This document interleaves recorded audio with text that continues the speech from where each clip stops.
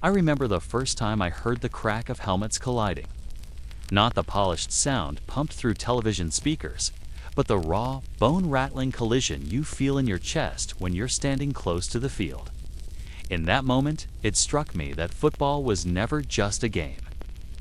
It was an experiment in human endurance, a test of how much force, how much punishment the human body could withstand. And for as long as the sport has existed, players have been the unwitting subjects of experiments hidden behind the promise of safety and progress.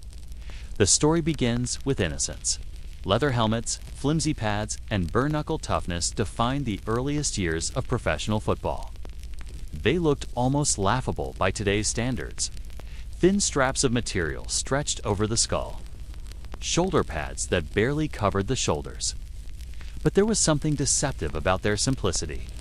The game was raw, brutal, and unprotected, yet it was honest in its danger. Everyone who stepped on the field knew they were risking their bodies, sometimes even their lives.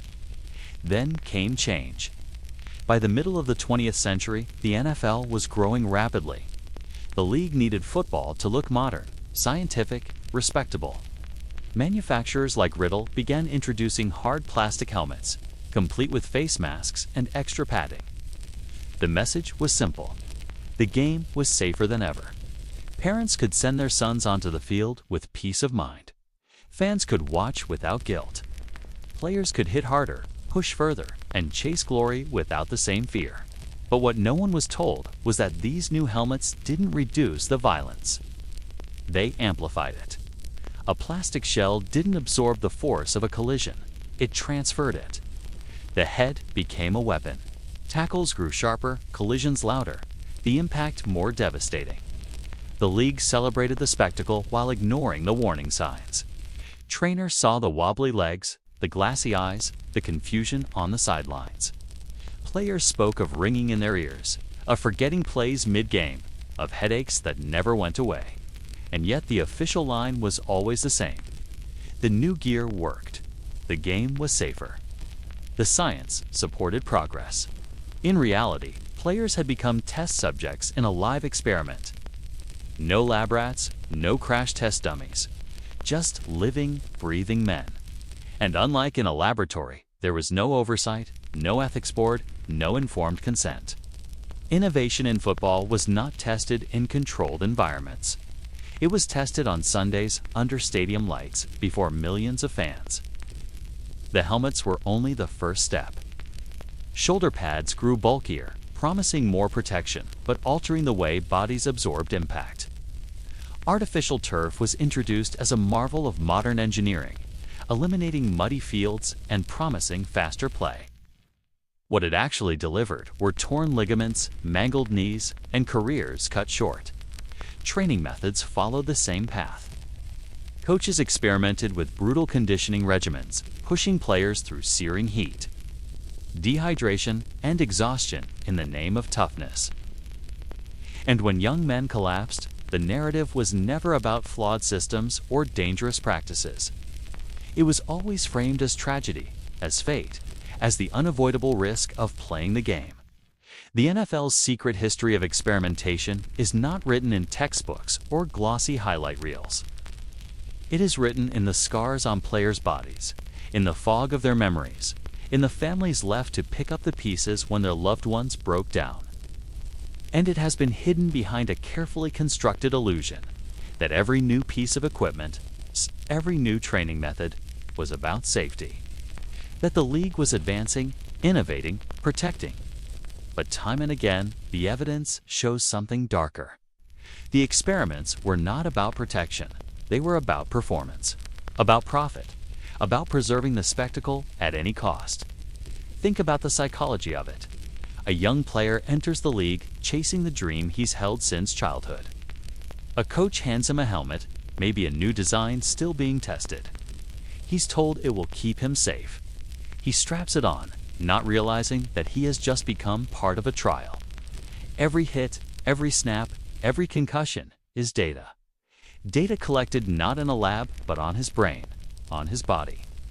And when the symptoms appear later, memory loss, depression, a body that feels decades older than it should, he realizes the truth. He was never a protected athlete.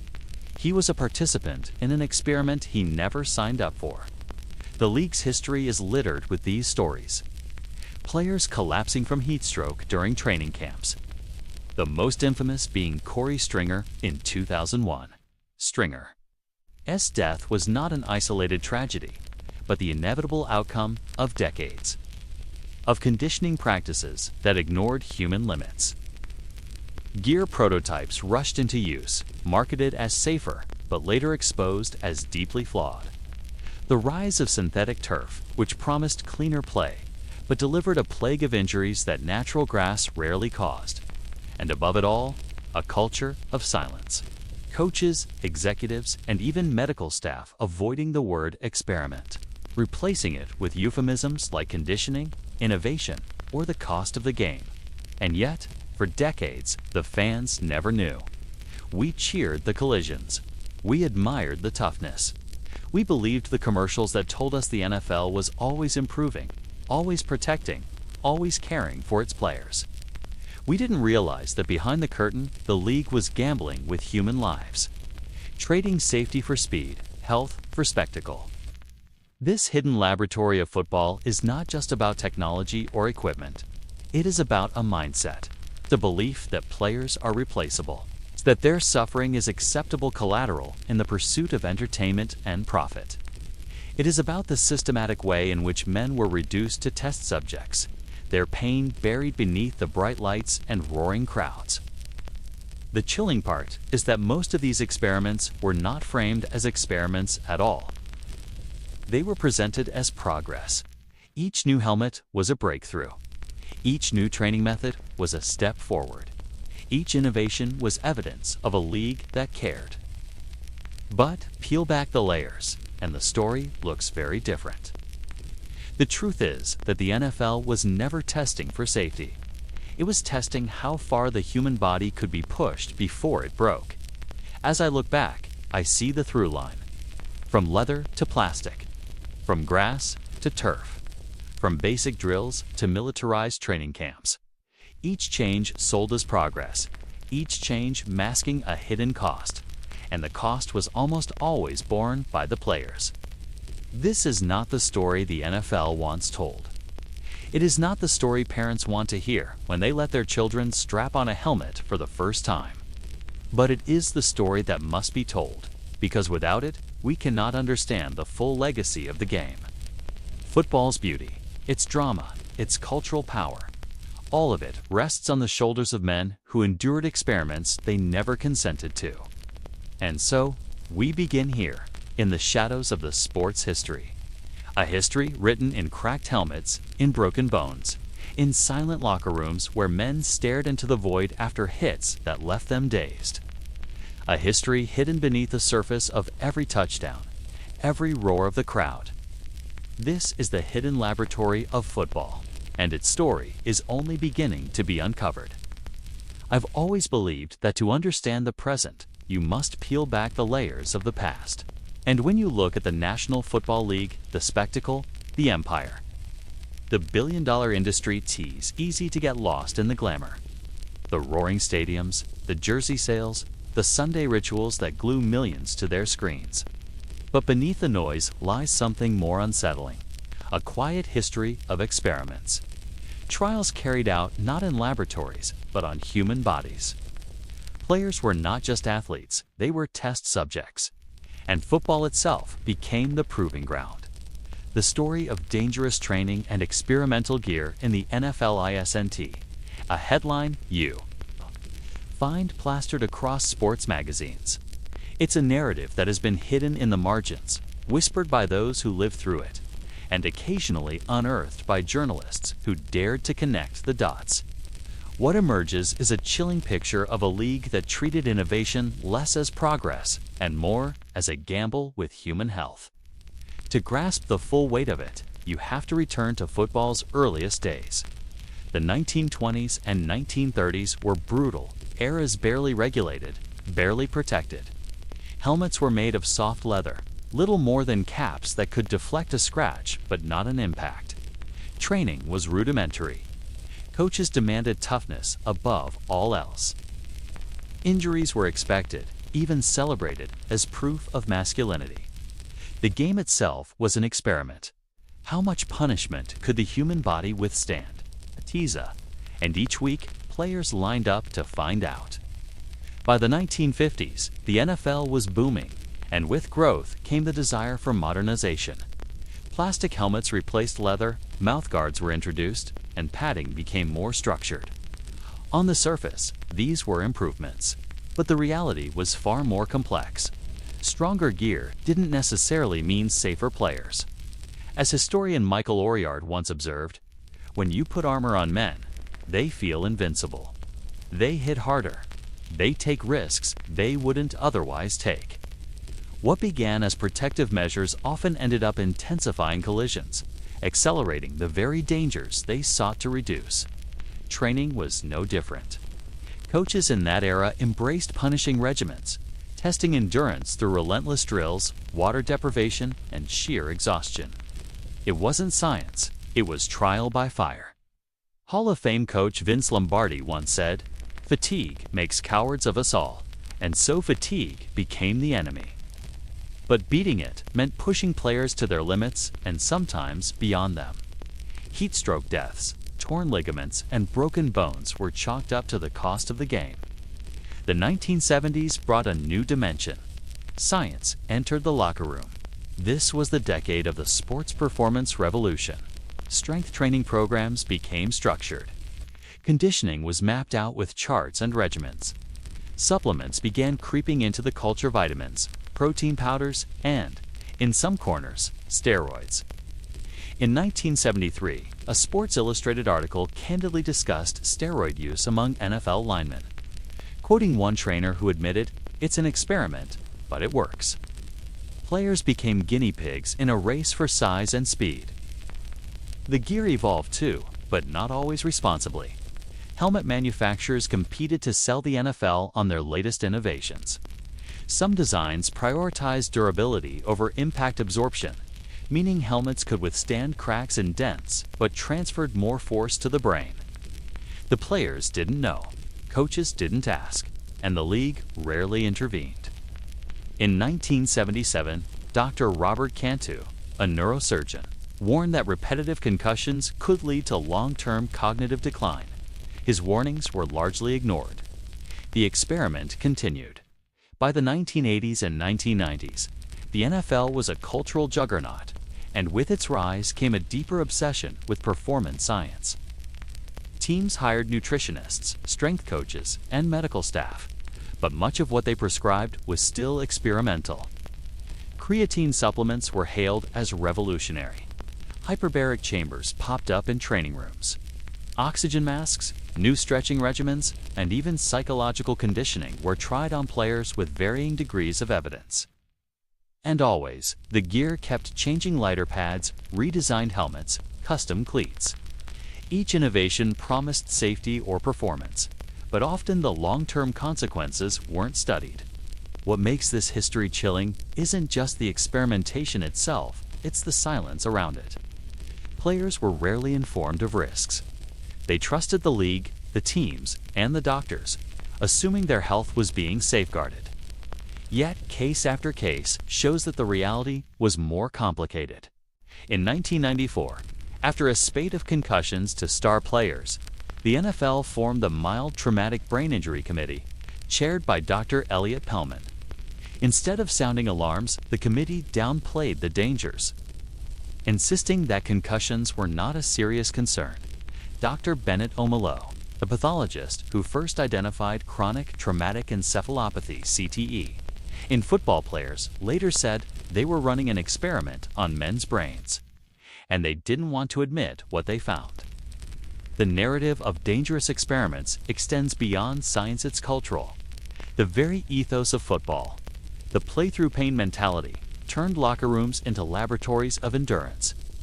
Players were injected with painkillers to stay on the field, cortisone shots administered to mask injuries. Hall of Fame linebacker Harry Carson once recalled, "We were like crash test dummies. They'd tape us up, shoot us up, and send us back out there. For decades, this was considered normal. And yet, the resilience of the players often disguised the recklessness of the system. Fans saw heroes, gladiators, who defied injury. But behind closed doors, the toll mounted, broken bones that never healed right. Chronic pain that lingered into retirement, and neurological damage that only became apparent years later. Every innovation in training or gear, whether steroids, new helmets, or cutting-edge regimens, was presented as progress. But progress without precaution is just another experiment. Consider the helmet revolution of the 2000s. Manufacturers introduced high-tech models with advanced polymers and shock absorbers, promising reduced concussions. Players embraced them, but research later revealed that while some impacts were lessened, others were amplified. In many cases, the helmets simply redistributed forces in ways scientists didn't fully understand. Players had once again become part of a grand ongoing test.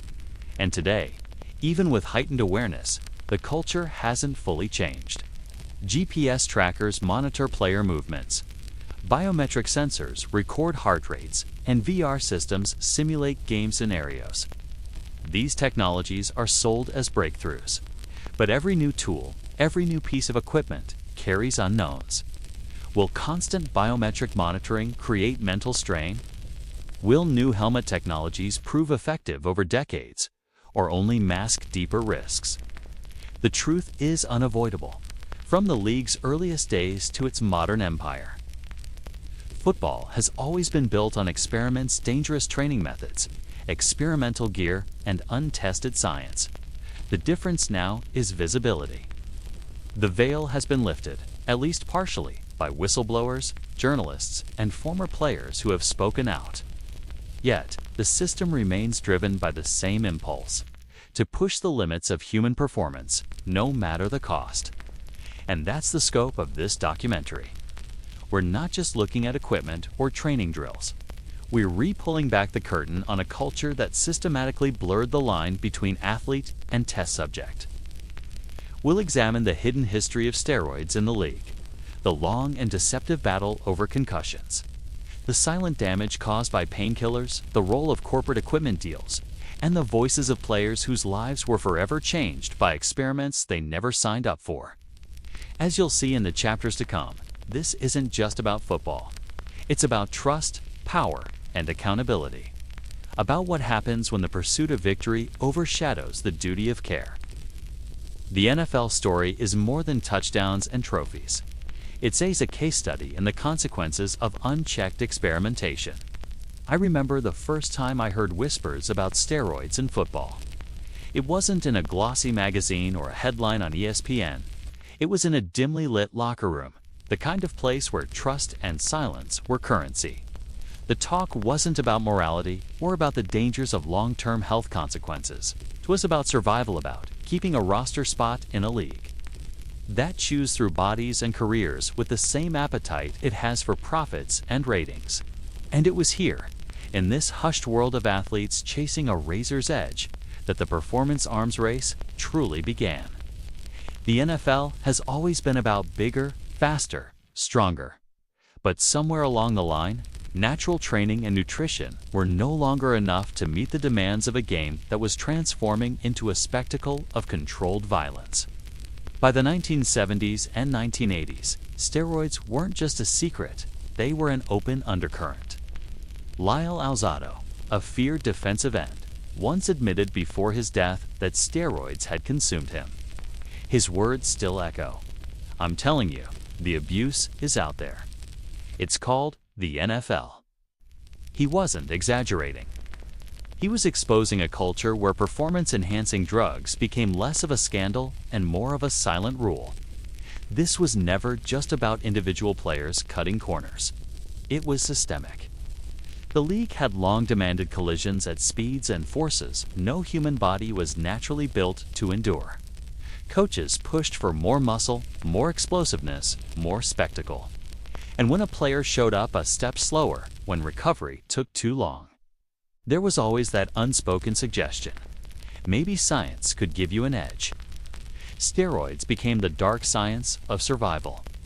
Anabolic compounds like dianabol, winstrol, and decadorblin began circulating not only among weightlifters, but among linemen whose very jobs depended on mass and force.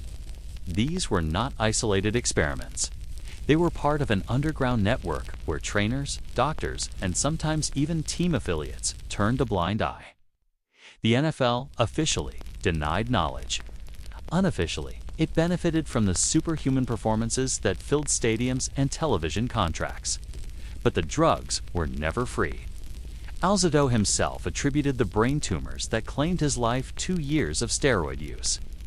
Medical researchers debate that connection, but the broader evidence is undeniable. Steroids wreak havoc on the heart, liver, and endocrine system. They alter moods, fueling rage and instability. And in a violent sport, those changes could mean the difference between a controlled hit and a catastrophic one. Still, the arms race only accelerated. In 1983, former Raiders player Bill Romanowski entered the league. And over the years, his name would become synonymous with both toughness and controversy. He admitted later that he had experimented with performance enhancers, part of a broader culture where cutting-edge supplements, often skirting legality, became normalized. Romanowski once said, "You re not going to last in the NFL if you re not doing everything possible to be the best? Everything." The league eventually instituted steroid testing, beginning in 1987. But by then, the culture had already been entrenched. Players knew how to cycle off before tests, and designer drugs were constantly one step ahead of detection. What mattered most was that the product on the field, the gladiator's spectacle, never slowed down. I think about the hidden irony. The NFL, an organization obsessed with image and control, was simultaneously presiding over a performance experiment that treated its athletes like test subjects. For years, no one wanted to pull the thread too far. Fans didn't want to know how their heroes grew so massive. Owners didn't want to lose their stars to suspensions. And players, desperate to hold on to careers with an average lifespan of 3 years, couldn't afford the luxury of purity. It wasn't just steroids.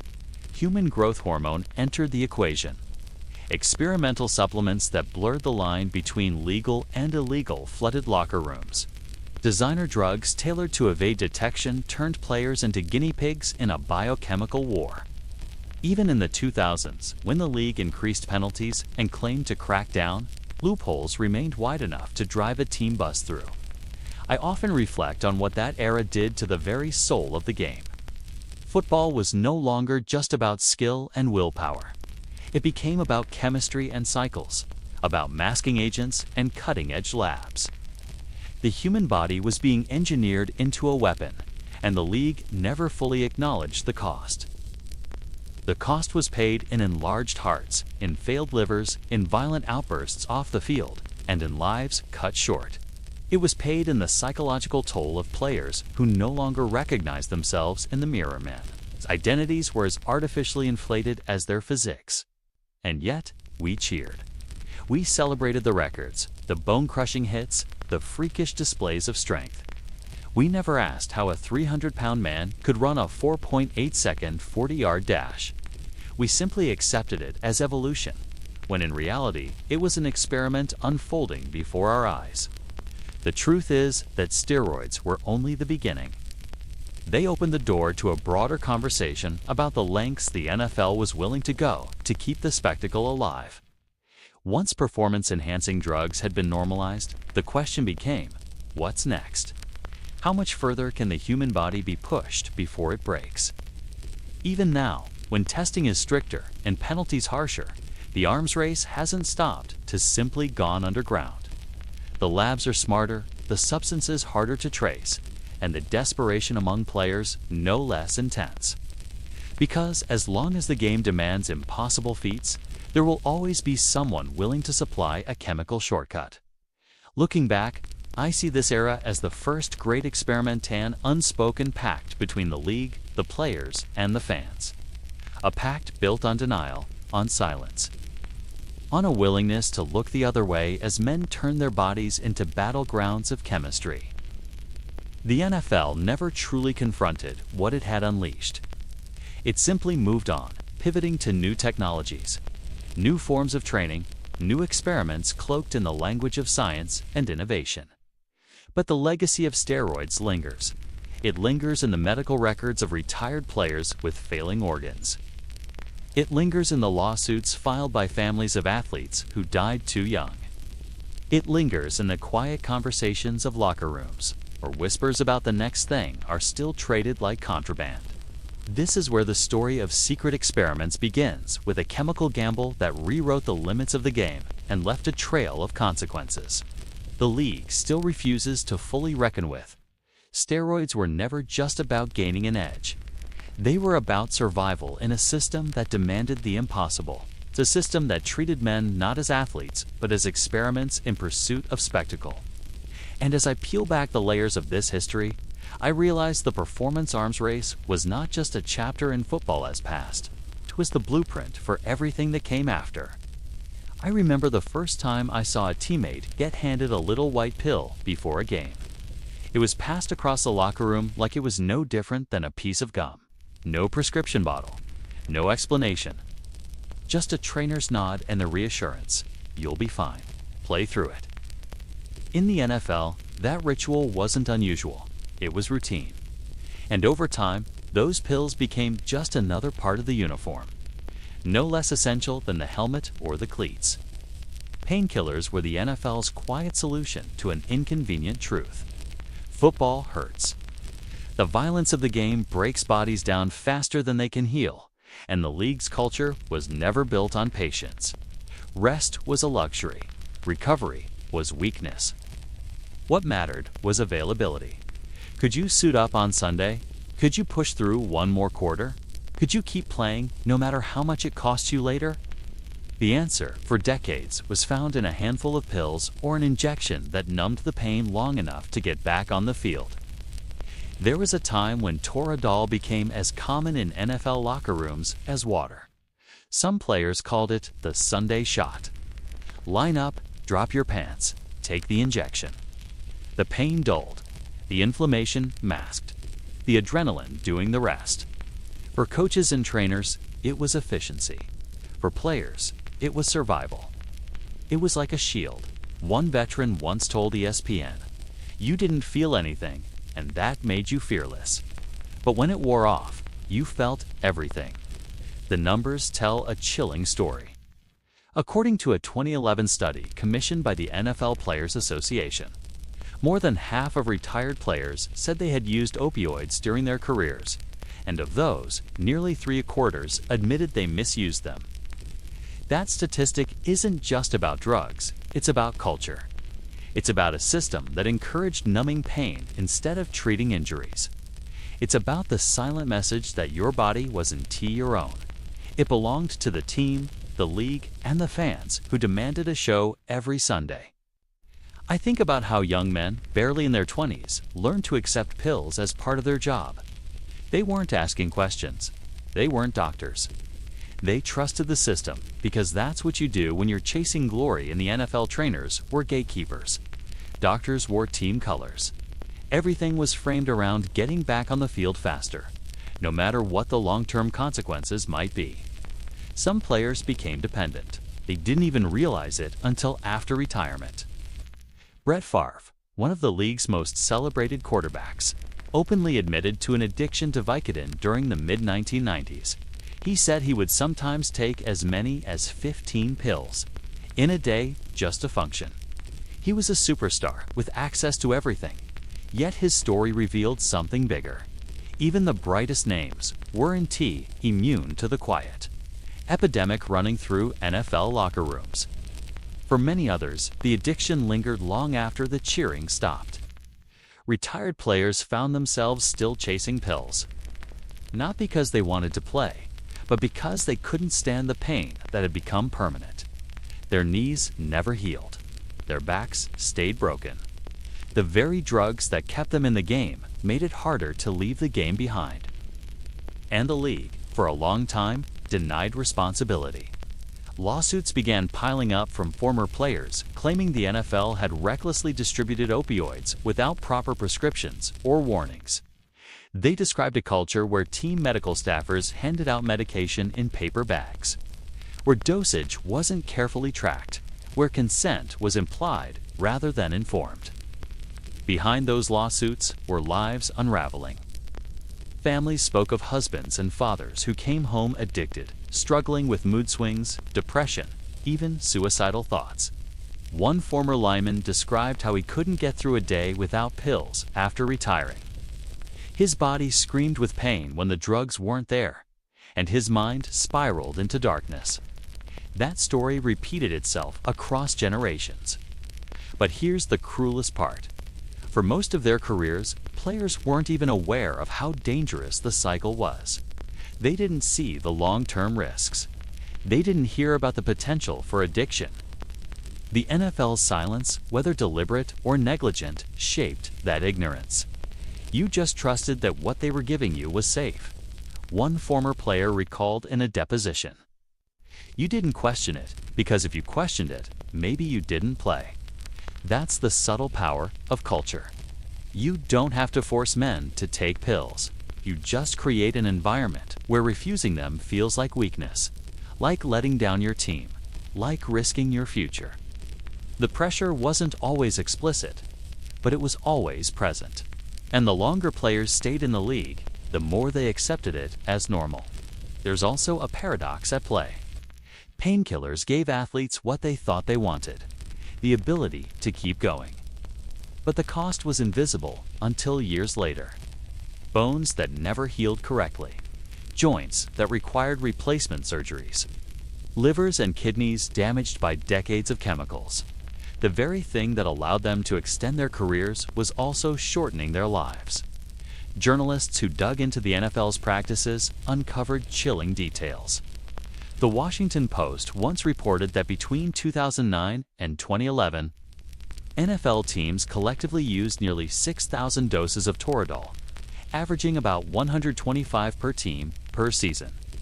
Those numbers don't just reflect medical treatment, they reflect a philosophy of management.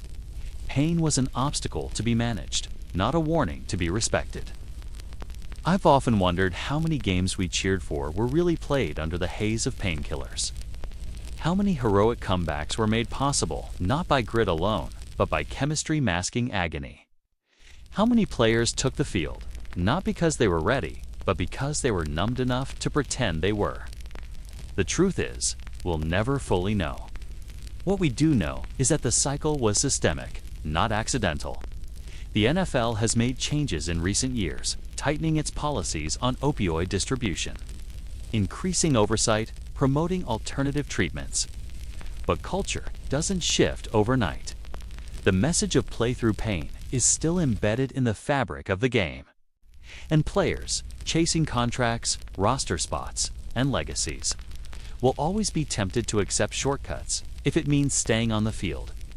The deeper question is about accountability. Did the NFL create an environment where players had no real choice? Did the league knowingly put men in harm's way? Not just through the violence of the sport, but through the chemicals used to dull that violence.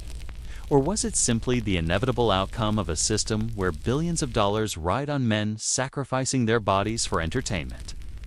I can T-shake the image of those locker room rituals. The quiet handoff of a pill. The sting of a needle. The unspoken agreement that what mattered most was being ready on Sunday. That image tells us everything about the priorities of the league during those decades. It wasn't about player safety. It was about performance, availability, and the illusion of invincibility. Painkillers were never just medicine in the NFL. They were part of a philosophy that treated pain as the enemy of profit. And in that war, the players' bodies were the battleground. The story of Painkillers isn't just about addiction. It's about identity. It's about what it means to be an athlete who is celebrated for toughness, who is rewarded for ignoring pain, who is conditioned to believe that hurting is normal. It's about how far men are willing to go to live up to the myth of invulnerability. And it's about what happens when that myth dissolves, when the pills run out and the body refuses to cooperate. The league may have moved on to new policies, but the scars remain. Thousands of men live with them every day, and their stories remind us that behind the spectacle of Sunday football lies a hidden economy of pain. Numbed, packaged, and sold to the highest bidder. This isn't just history. It's a mirror held up to the system that defines professional football. A system that demands performance at all costs, and only later counts the human toll. When I think about the hidden experiments that shaped the NFL's dangerous training culture, one subject stands out with particular clarity and unease: the use of experimental supplements and unregulated substances. It is a chapter in the league's history that sits in the shadows, rarely spoken of in public, yet deeply woven into the fabric of football's evolution. For decades, players were encouraged directly or indirectly to consume substances that were marketed as performance enhancers, recovery accelerators, or nutritional miracles. Behind the glossy ads and whispered locker room endorsements, however, was a far murkier truth. No one really knew what many of these supplements would do to the human body in the long run. The NFL of the 1970s and 1980s was a laboratory without oversight. Supplement companies saw an opportunity to connect their products to the toughness and celebrity of professional football, while teams and trainers, desperate to gain any edge, often looked the other way. Athletes were handed pills, powders, and injections with promises of faster recovery, explosive strength, the endurance to withstand brutal schedules. Many of these substances had not been approved by the FDA, or they skirted regulations entirely by being sold as nutritional aids. What mattered was that they seemed to work at least in the short term. One of the most infamous early cases came with anabolic steroids, which first began circulating in football locker rooms in the 1960s, while steroids themselves eventually became a well-documented controversy. They opened the door for a flood of other experimental substances marketed to players as safer, natural alternatives. But these new pills and powders often contained untested chemical blends, stimulants, or compounds that were barely researched outside of animal studies. Players became guinea pigs, trying everything from obscure herbal extracts to synthetic compounds designed for entirely different medical uses. In the 1990s and early 2000s, one substance in particular became emblematic of this reckless era: ephedra, sold widely in energy pills and weight loss supplements. Ephedra was advertised as a way to boost energy and accelerate fat burning.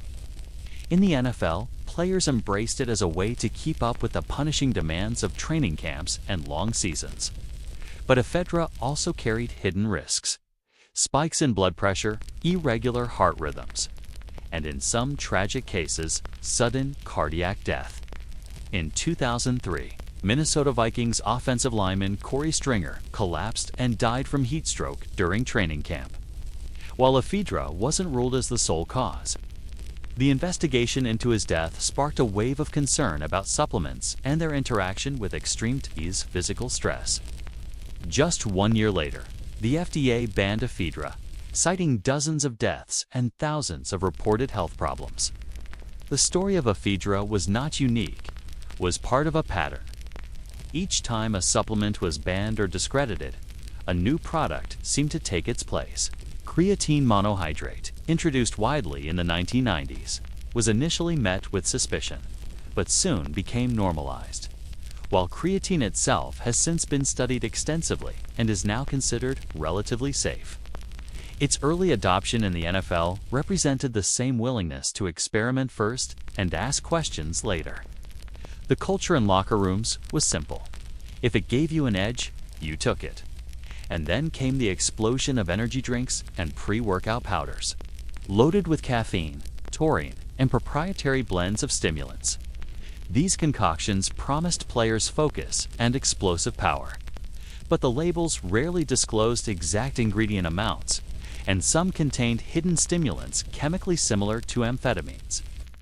Players described feeling jittery, wired, and occasionally nauseous. One former player recalled in an interview, "We were downing powders and pills like candy, and no one knew what half of it even was. But when you're competing for a roster spot, you don't say no. You just keep going. Beyond supplements sold openly in stores, there were also substances that blurred the line between legal and illegal. Experimental hormone boosters, peptide injections, and unapproved recovery aids found their way into the NFL through underground networks and aggressive trainers. Many of these substances were manufactured overseas with little regulation or testing. They were marketed as safer than steroids, but the truth was often the opposite.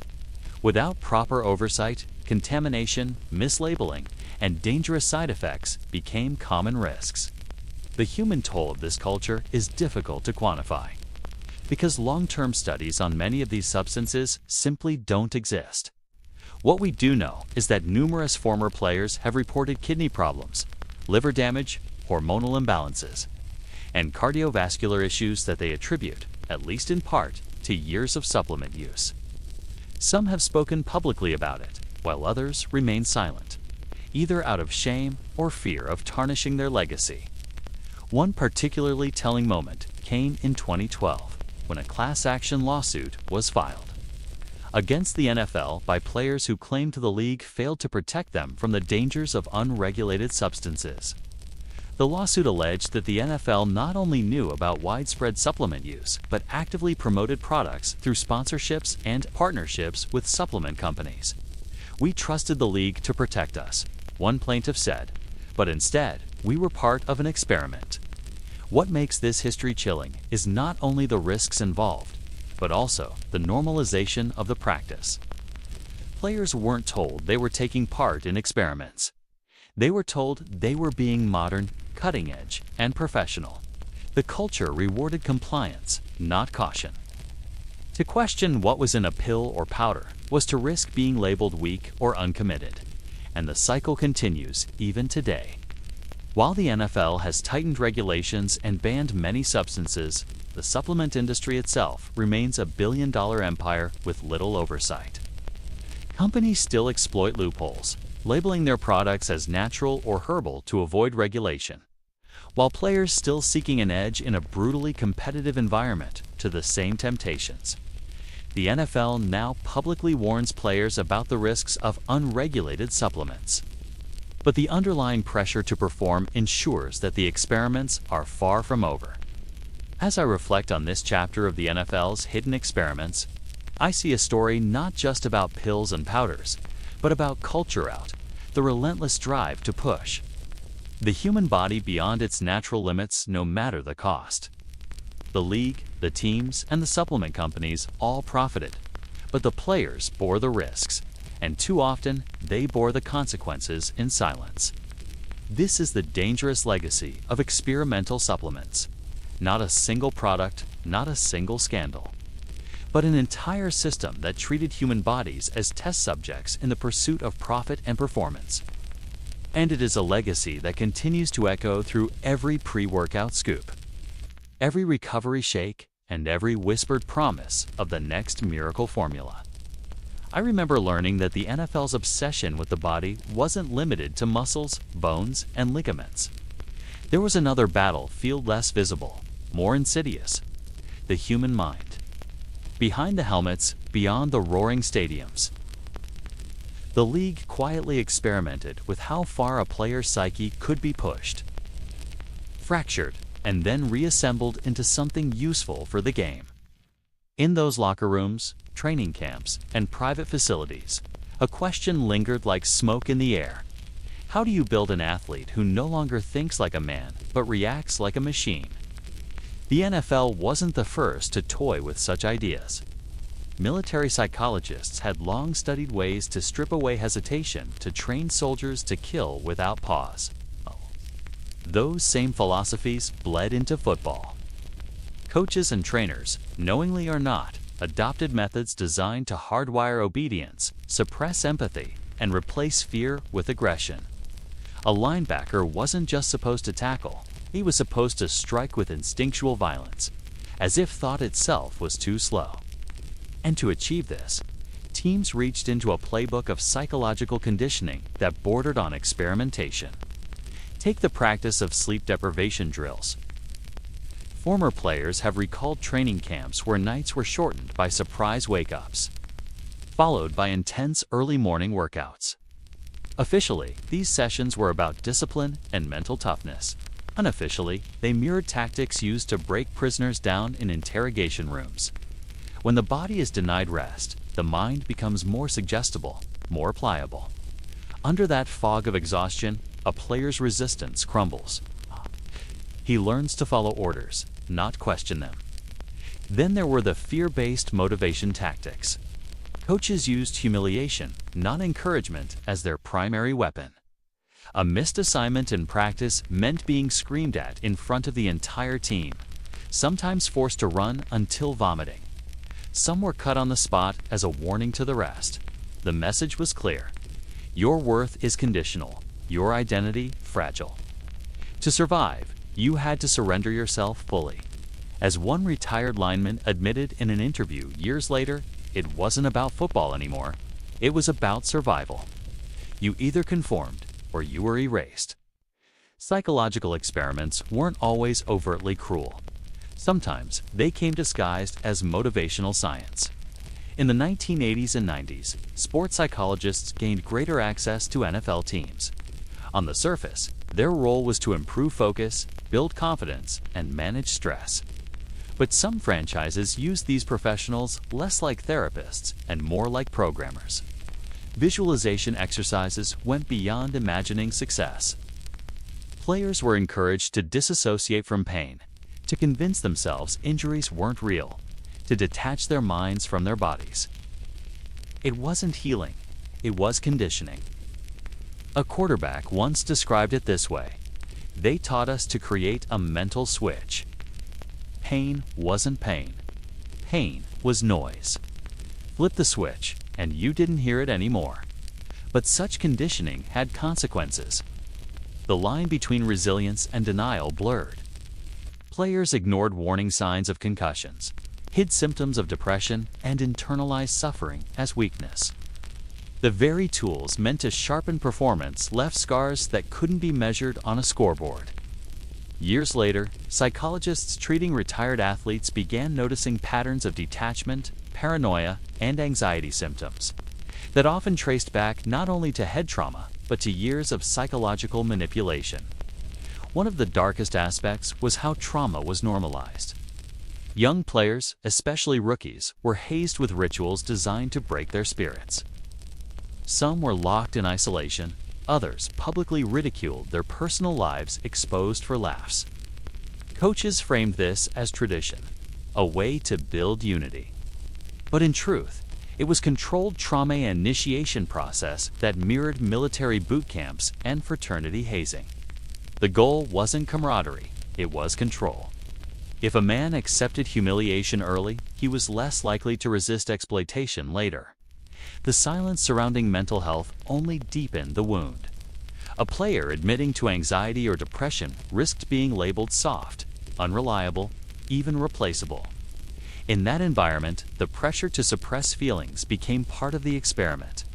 And so, men learned to bury themselves, locking away fear, grief, or doubt until the walls cracked years after retirement. I recall reading the words of Calvin Johnson, the legendary wide receiver, who once admitted, "We were just taking what they gave us." Nobody cared what we were going through mentally. He wasn't alone. Countless testimonies reveal the same truth. Psychological well-being was sacrificed at the altar of performance. And still, it went further. Some teams quietly dabbled in biofeedback and sensory manipulation. Devices measured brainwaves during training, tracking how quickly players could calm themselves under stress. Strobe lights, loud noises, and chaotic drills were used to simulate battlefield conditions, forcing split-second decision-making. What sounded like innovation was, in many ways, a live experiment, one that turned players into test subjects without their knowledge or consent. The irony was cruel. While athletes were conditioned to believe they were warriors, the reality was that they were subjects in an unspoken trial. Their minds bent and reshaped to serve a game that chewed them up and spit them out. Few realized it in the moment. The applause drowned out the warning signs. The paychecks softened the blows. But once the lights faded, many were left asking the same question. Who am I without the game? Who am I after years of being programmed to obey, endure, and silence my own humanity? This was the NFL's hidden frontier. It wasn't just about faster bodies or stronger muscles, it was about re-engineering the mind itself. The consequences of these psychological experiments are still unfolding today in the broken narratives of men who once stood as giants. Some found peace, others spiraled into addiction, isolation, or worse. Looking back, I can't help but see the pattern. The NFL wasn't only pushing the limits of physical science, it was testing the boundaries of human identity. And in that pursuit, it proved something chilling. You can break a man's mind just as easily as his bones. I remember the first time I walked into an NFL locker room and saw a piece of equipment that looked more like it belonged in a NASA lab than in a football facility. It wasn't a helmet, not a set of shoulder pads, it was a massive cylindrical chamber, gleaming white with a door that sealed shut like the entrance to a submarine, a hyperbaric oxygen chamber. The pitch was simple. Step inside, flood your body with concentrated oxygen, and you'll heal faster. Torn ligaments, broken bones, concussions, it didn't matter. Science was now an ally of football, and this was the frontier. Or at least, that's how it was sold. For decades, the NFL and its franchises have turned players into guinea pigs for recovery technologies that dome teams had very little proof behind them. From cryotherapy chambers that pushed bodies below freezing to electrical stimulation devices that claimed to rewire muscle memory. These methods became not only tolerated, but normalized in the culture of the sport. If a player refused, he risked being seen as soft. If he embraced it, he risked becoming the subject of an experiment with unknown consequences. This is where the true paradox of the league lives, not only in the brutality of the collisions, but in the way science and medicine were bent into tools of desperation. The body became something to fix, to rewire, to push beyond the limits of natural biology. And the NFL was more than willing to let teams test unproven ideas if it meant a star player could return to the field faster. Cryotherapy became one of the biggest icons of this recovery obsession. Step into a chamber cooled to nearly -200 degrees Fahrenheit. Let liquid nitrogen mist swirl around your skin, and you were told you'd come out renewed. The practice was sold with the promise of reducing inflammation, flushing toxins, and resetting the body's pain thresholds. And while players swore by it, science remained cautious. The studies, when they existed, were thin, often funded by companies eager to market their machines to multi-million-dollar franchises. Yet the NFL didn't wait for the evidence. Cryo chambers popped up in training facilities across the country, and soon enough, it wasn't optional. If the veterans were doing it, rookies had no choice but to follow. And it wasn't just the cold. Electrical stimulation devices, portable machines that pulsed electricity into muscles, were another staple. Trainers swore they could accelerate recovery, restore damaged tissue, and prevent soreness. Players sat for hours with wires strapped across their arms and legs, their muscles twitching involuntarily as the current surged. Some felt relief. Others reported nothing but exhaustion and a strange sense of detachment from their own bodies. The truth was murky, and the science was shallow. But in a culture where appearance mattered, where toughness was the currency of survival, few dared question the tools. Then came the hyperbaric chambers. These devices weren't entirely new. They deep end used in medicine for divers suffering from the bends. In football, they became symbols of futuristic healing. Teams installed them in their facilities, often parading them to the media as proof of their commitment to player health. Yet again, the evidence was far from conclusive.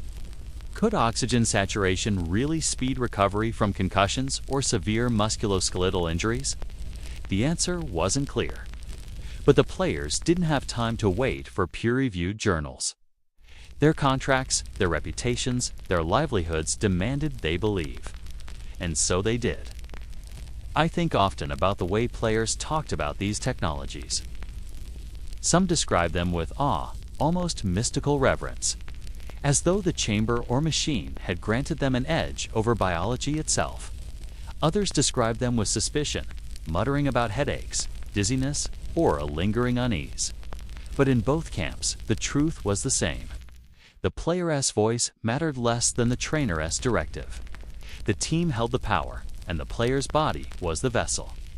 The cycle grew darker when technologies crossed into territory that blurred the line between medicine and marketing. Infrared saunas, laser therapy, pulsed electromagnetic field device. XH arrived with bold claims of revolutionary healing. Each lacked long-term validation. Yet NFL facilities opened their doors to them, and players, often unknowingly, became the test cases. One former player once described it to me bluntly. We weren't patients, we were prototypes.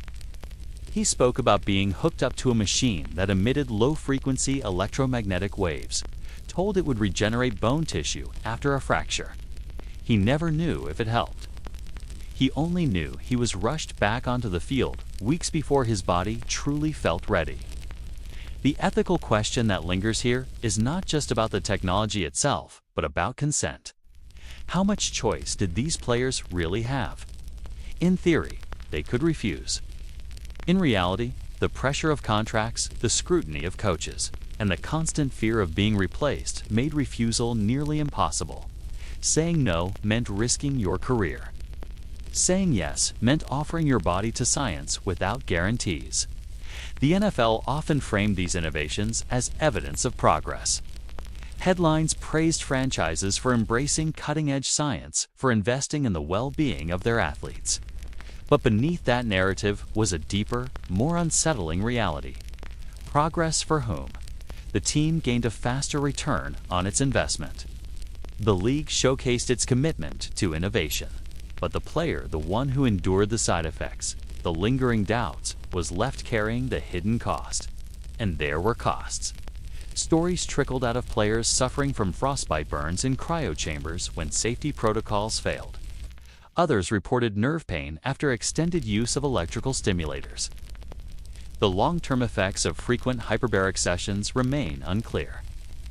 But some neurologists have raised concerns about pressure imbalances and subtle damage to the ears and sinuses. None of this appeared in the glossy marketing materials. None of it made headlines unless the damage was undeniable. As I reflect on this, I can't help but see the broader pattern. The NFL's willingness to blur the line between proven medicine and experimental science. These recovery technologies, many of them still debated in laboratories and journals, became normalized in locker rooms without the safeguards of medical oversight. And players eager, desperate, and trapped absorbed the risks. It's easy to frame this as innovation. It's harder, but more accurate, to frame it as exploitation. The players wanted to heal, to feel whole again, to stay on the field. The teams wanted results. And somewhere between those two desires, the scientific process was bypassed.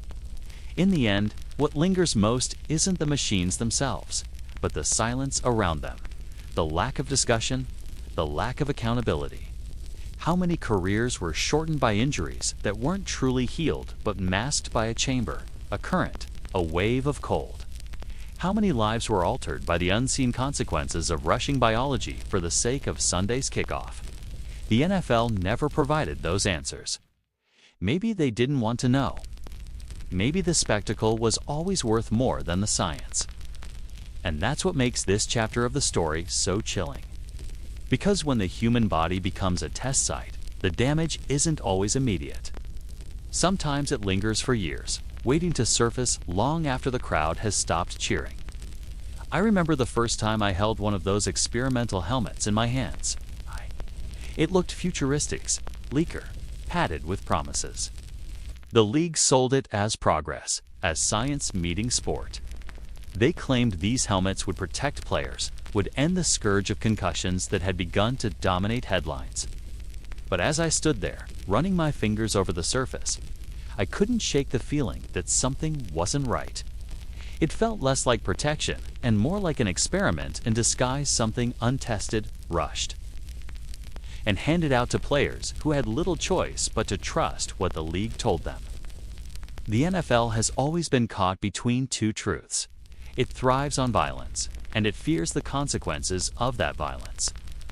By the late 1990s and early 2000s, concussion science was no longer something the league could ignore.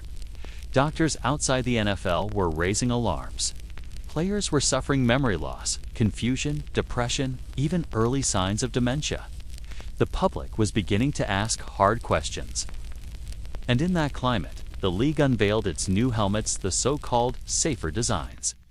They called it innovation. But to many of us watching closely, it was just another chapter in the NFL's long history of denial, distraction, and damage control. The helmets were marketed with bold claims: better cushioning, impact-reducing technology. Some had layers of gel or air bladders meant to disperse force. Others featured complex plastic shells designed to absorb hits. The messaging was clear. The league was solving the concussion crisis. But the reality was murkier. No helmet could stop the brain from rattling inside the skull. No helmet could prevent the violent deceleration that caused the very injuries players feared most. These designs weren't cures. They were illusions of safety, and illusions can be dangerous. I think about players like Mike Webster, the Hall of Fame center, whose brain became one of the first cases studied in connection to chronic traumatic encephalopathy, or CTE. His decline was devastating: homelessness, erratic behavior, memory loss. And yet, even as those studies emerged, the league doubled down on its experiments. They poured millions into helmet companies, quietly funded research that often downplayed risks, and convinced players that science was on their side. These helmets are the safest ever made, one executive claimed in a press conference. But behind closed doors, documents later revealed they knew concussions were far more complex than any plastic shell could address. The rise of experimental helmets became part of the NFL's strategy of controlled optics. They wanted to show action without admitting fault. If players got hurt, the blame could shift. Maybe it wasn't the game. Maybe it was the helmet that failed. And because players were desperate to play, desperate to stay on the field, they wore them without hesitation. To refuse would have been to invite suspicion, to risk being seen as weak, or worse, replaceable. That's the cruel reality of the league. Choice is an illusion too. Some players later described being used as guinea pigs. Helmets arrived mid-season, tested not in labs but on Sundays, under stadium lights, with human bodies as the data points. And when concussions continued, when stars went down, dazed and stumbling, the league didn't change course. They insisted the technology was working. They pointed to padded sideline tests that never told the full story. The helmets are improving outcomes, they claimed, even as evidence piled up that nothing fundamental had changed. The denial went deeper. For years, the NFL's Mild Traumatic Brain Injury Committee released studies that minimized the risks of concussions. Often written by league-affiliated doctors, they suggested concussions were minor, temporary. They claimed players could return quickly, that repeated head trauma had no proven long-term effects. But independent researchers like Dr. Bennett Omalo studied Mike Webster's brain were telling a very different story. They were uncovering proof of lasting brain disease. And instead of listening, the league tried to discredit them. That's what haunts me most. The lengths the NFL went to protect its image, even at the expense of players' lives. Helmets became part of that theater.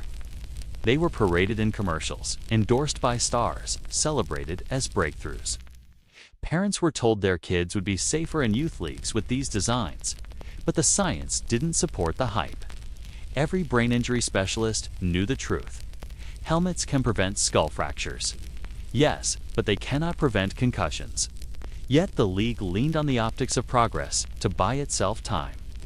I think about players who trusted those promises. Linebackers who led with their heads, convinced their gear would shield them. Quarterbacks who returned to play after hard hits, reassured by the new tech. Wide receivers who sprinted across the middle, believing the risk was mitigated. Years later, too many of them would describe symptoms: confusion, depression, memory loss. Some would take their own lives, while their families would donate their brains to science. And researchers would find the same story again and again: CTE, ravaging men who had once been icons of strength. The rise of experimental helmets and the culture of concussion denial weren't separate, they were intertwined. One fed the other. The helmets gave the league cover, a way to claim action while avoiding accountability. And the denial gave the helmets legitimacy, convincing players and the public that the science was settled when, in truth, it was barely understood. Together, they created a narrative that protected the shield but left players exposed. Looking back, it feels almost inevitable. Football has always had this paradox, the very thing that makes it thrilling: speed. Collisions, violence is the thing that destroys the men who play it. Helmets became the league's answer to an unanswerable question. Not a solution, but a distraction. Not protection, but performance. They were masks, not just for the players wearing them, but for the system that depended on those players sacrificing their bodies. And as I reflect on it now, I see the cruelty of that illusion. I see the players who trusted, who believed, who thought science was on their side. I see the league, eager to protect itself, willing to experiment not in labs, but on human lives. And I hear the echoes of denials, the public reassurances, the internal contradictions, the truth buried under marketing campaigns. The helmets were never just gear. They were symbols of a league that refused to confront the violence at its core, even as that violence claimed the very men who made the game possible. This was not just about equipment. It was about power, control, and the cost of playing a game that America demanded every Sunday. And the story didn't end with helmets. Because when denial became impossible, the league turned to something even more elaborate: public campaigns, polished messaging, and partnerships that promised safety while hiding deeper truths. When we talk about football, we often talk about the helmet as if it were a sacred artifact. It's more than just a piece of equipment. It's a symbol of protection, a symbol of toughness, a symbol of identity, adorned with team colors and logos, polished before game day, carried like a badge of honor. For decades, players, fans, and even parents were told that helmets were the shield between life and death, between safety and catastrophe. But beneath that glossy exterior, hidden from the public eye, the story of helmet experiments in football is far more complicated and, in many ways, deeply unsettling. I remember listening to a former NFL lineman describe what it felt like to put on his helmet before a game. "It's like armor," he said. "Once that chin strap is buckled, you feel invincible." That feeling, the sense of invulnerability, isn't accidental. It's part of the narrative the league built, part of the image manufacturers sold. But invincibility is an illusion. What the helmet gave in psychological security, it often took back in biological risk. And the NFL, for all its public commitments to safety, played a dangerous game with helmet technology, experimenting with designs, promoting innovations, and selling promises they could never fully keep. The origins of the modern football helmet are steeped in a history of trial and error. Leather helmets of the early 20th century offered little more than superficial padding. They were lightweight, breathable, but essentially useless when it came to preventing concussions. As collisions grew fiercer, the NFL embraced plastic shells in the 1940s and 1950s. A material revolution that seemed like progress but introduced a new problem. The hard plastic shells protected against skull fractures, but transferred enormous forces directly into the brain. Players didn't know it then, but the very gear designed to protect them was amplifying the invisible trauma inside their heads. By the 1970s and 1980s, the league and helmet manufacturers touted every upgrade as a leap forward: better padding, New suspension systems, face masks, engineered for toughness. Companies like Riddle became synonymous with safety, branding themselves as pioneers. But the truth is, most of these innovations were experimental in nature, rolled out with minimal long-term study, tested not in controlled labs, but on the heads and bodies of NFL players. The field became the laboratory, and the players became the subjects.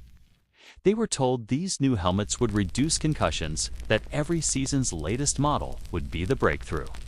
Yet year after year, the concussions continued, the head injuries mounted, and the broken promises piled up.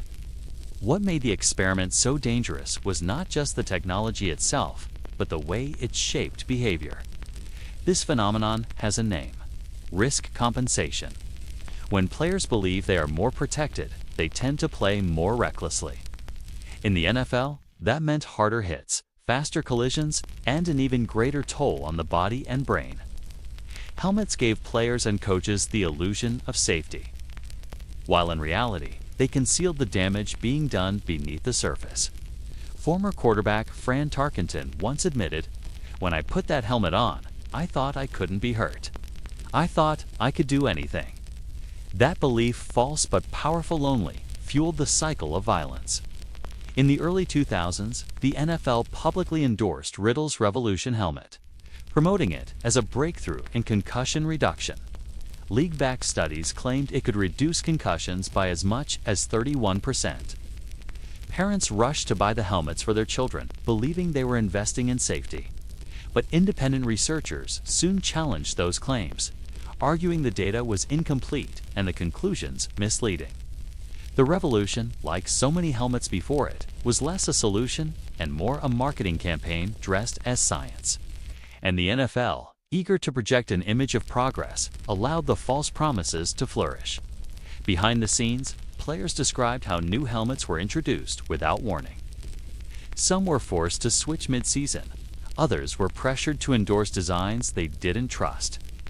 One linebacker recalled being handed a prototype helmet in training camp with no explanation other than, "It's supposed to help with concussions. Try it out." There were no long-term studies, no transparent data, just the quiet expectation that players would comply, that their bodies would absorb the risks while the league collected feedback. The consequences were devastating. Autopsies of former players revealed brain damage that no helmet could have prevented. Chronic traumatic encephalopathy (CT) was not the result of a single catastrophic hit, but of thousands of subconcussive impacts, the routine blows of the game. No helmet on earth could stop the brain from moving inside the skull, rattling against bone with each tackle, each block, each collision. Yet the league rarely admitted this truth publicly. Instead, they leaned on the rhetoric of progress, releasing statements about new padding systems, promising parents and players that the next model would be the answer. The cycle of false promises was compounded by the close relationship between the NFL and its equipment partners. Riddle, in particular, benefited from being the official helmet of the NFL, a designation that carried not only financial rewards, but credibility in the eyes of the public. But that credibility came at a cost.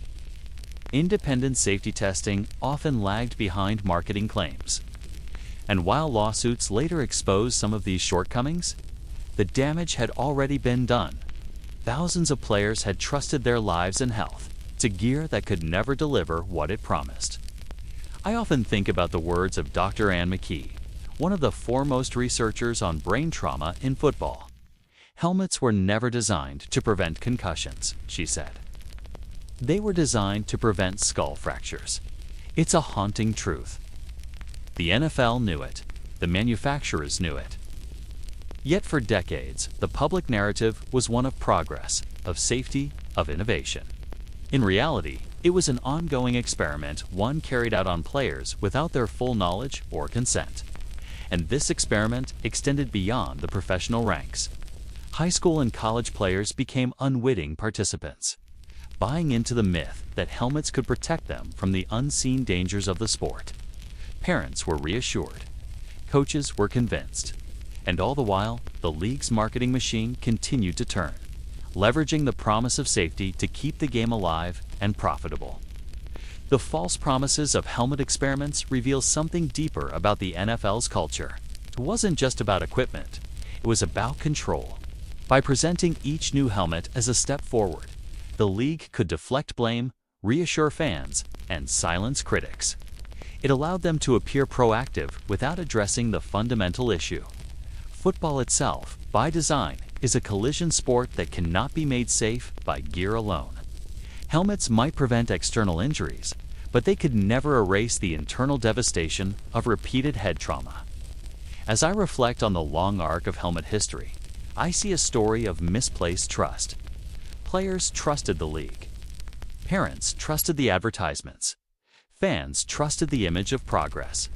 But the truth was hidden beneath layers of plastic and padding, obscured by slogans and statistics. Helmets were not the miracle cure they were made out to be. They were, in many ways, a symbol of false hope, a symbol of the league's willingness to experiment on its players in pursuit of profit and public relations. In the end, helmets tell us something profound about the NFL itself. They embody the tension between image and reality, between safety and sacrifice, between progress and exploitation. And as we peel back the layers of history, it becomes clear. The helmet was never just a tool of protection. It was a tool of control, a mask the league used to hide the dangerous truth about the game it promoted. The experiments continue, even now new helmet models, new claims, new promises. But the question remains, are we any closer to real safety, or are we still trapped in the cycle of illusions, trading one false promise for another? This question leads us naturally to the next, because helmets were only one piece of the puzzle. Behind them stood another industry of experiments, those hidden in the shadows of recovery, therapy, and unregulated practices. If helmets were the illusion of protection, then recovery labs became the illusion of repair. I remember walking into one of those so-called recovery labs for the first time. It wasn't glamorous. It wasn't even a proper medical facility by traditional standards. No, it was a warehouse space tucked behind a training complex stripped bare, except for a few steel tables, high-tech machines that looked more at home in a military bunker than a sports. Locker room and staff who didn't tee were the familiar white coats of doctors, but the tracksuits of performance consultants. This was the underworld of NFL recovery, an entire shadow system that blurred the lines between science and desperation, between medical innovation and human experimentation. The NFL had always branded itself as a league of strength, speed, and resilience. But what the public rarely saw was the machinery behind that image, the grueling efforts to put broken bodies back on the field week after week. These recovery labs became sanctuaries and laboratories all at once, places where players went seeking salvation, but often found themselves subject to untested methods that treated their bodies less like human flesh and more like research projects. There were cryogenic chambers designed to freeze inflammation out of the body in a matter of minutes. Players would step into them, temperatures dropping below -200 degrees Fahrenheit, the air so cold it burned the skin. Trainers said it sped recovery by days, sometimes weeks. But early reports also spoke of nerve damage, fainting, and frostbite. Yet those warnings never reached the mainstream. Teams presented it as the cutting edge of player care and image of science meeting sports. But to the players standing there, stripped down and shivering inside a metal coffin of sub-zero air, it felt like an experiment with no guarantees.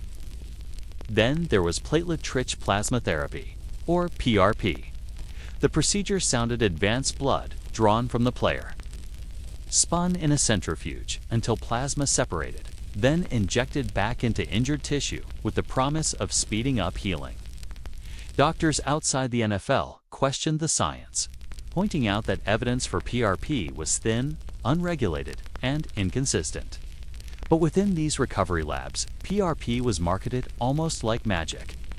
I once heard a veteran say, "They told me it would shave 6 weeks off my rehab." What they didn't say was that they had no idea what it would do 10 years later.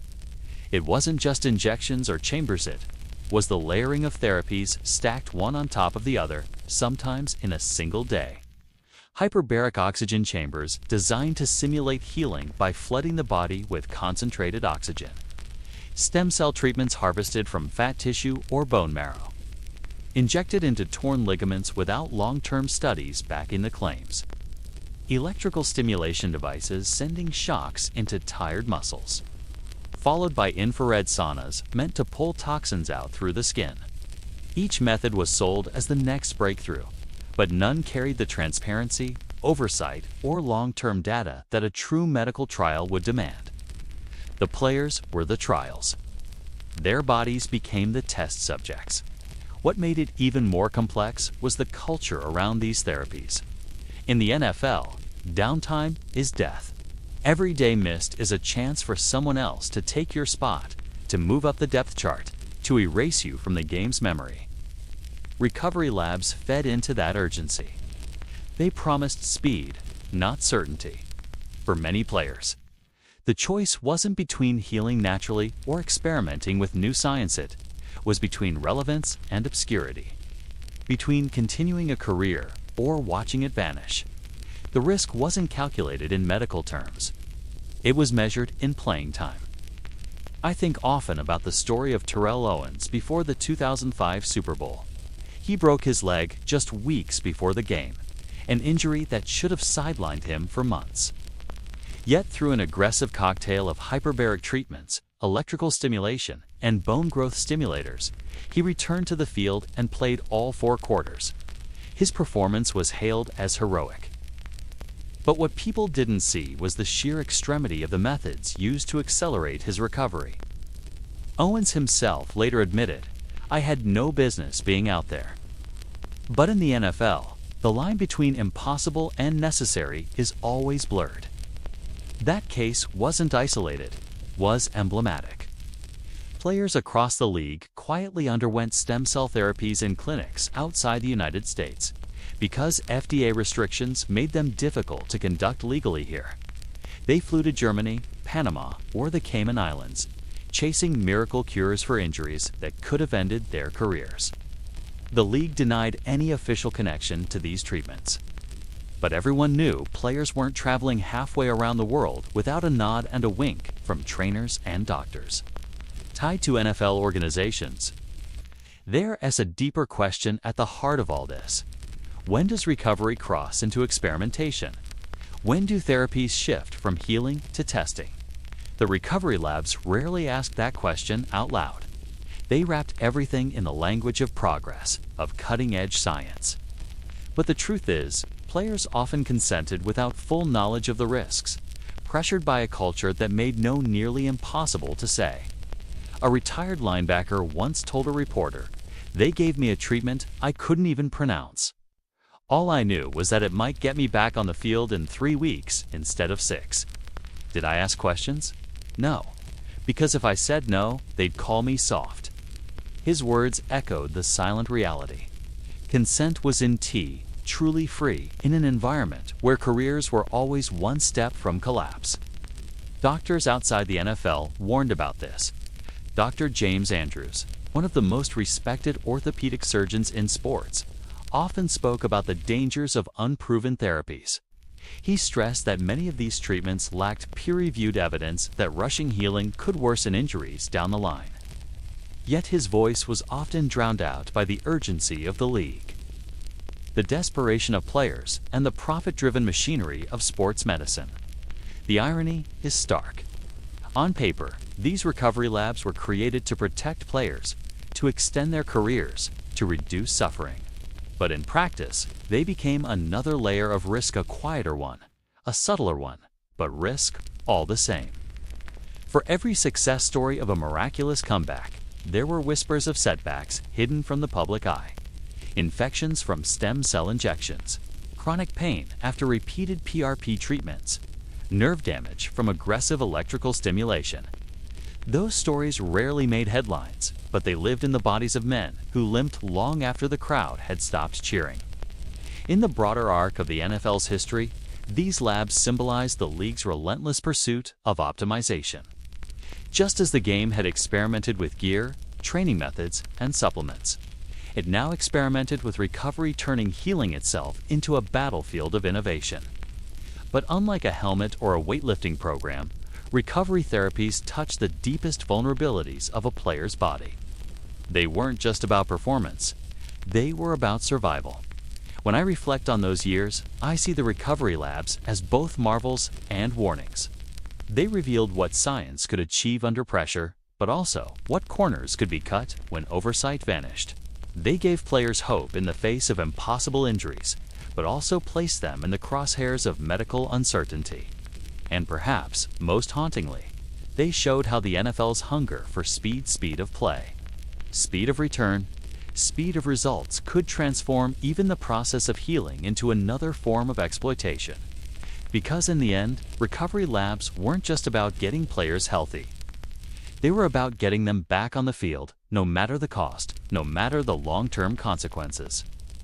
And once again, the men at the center of it all paid the highest price, trading not just their bodies, but their very futures, for the fleeting promise of another Sunday under the lights. I've always believed the body can only take a man so far, but the mind, that's where games are truly won or lost. In football, the pressure isn't just in the weight room or on the field. It's in the silence before kickoff, in the moment you realize millions are watching, in the split-second hesitation that can make the difference between glory and disaster. Coaches, trainers, and executives knew this too, and for decades, they weren't satisfied with physical dominance alone. They wanted to unlock the mind, manipulate it, control it, and harden it until players became soldiers of obedience.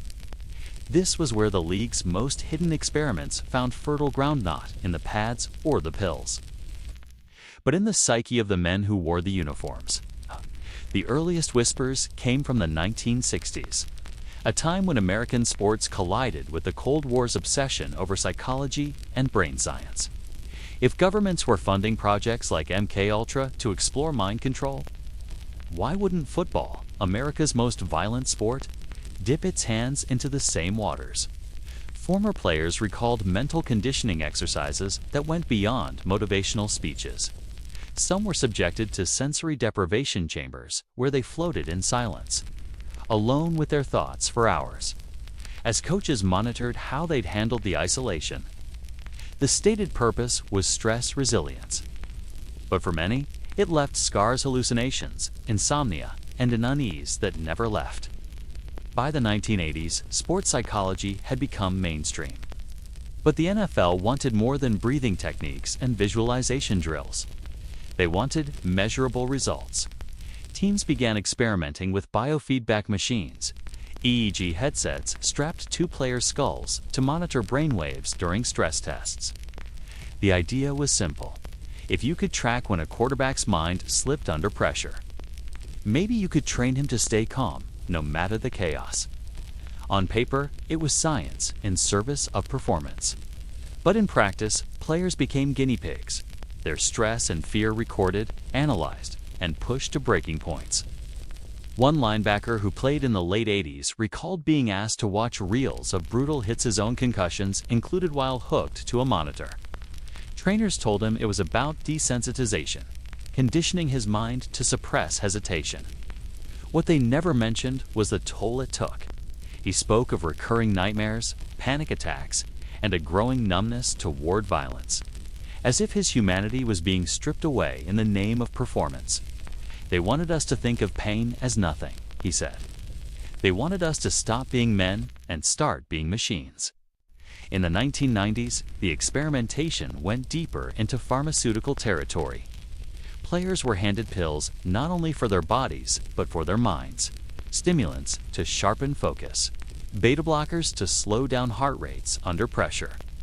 Antidepressants prescribed without proper evaluation, often distributed in training rooms like candy. To the public, the NFL was still projecting an image of toughness, grit, and masculinity. But behind closed doors, the league was testing how far chemical manipulation could bend the human mind. And players fearful of losing their jobs rarely said no. I think of one wide receiver who admitted years later that he was placed on a regimen of Adderall.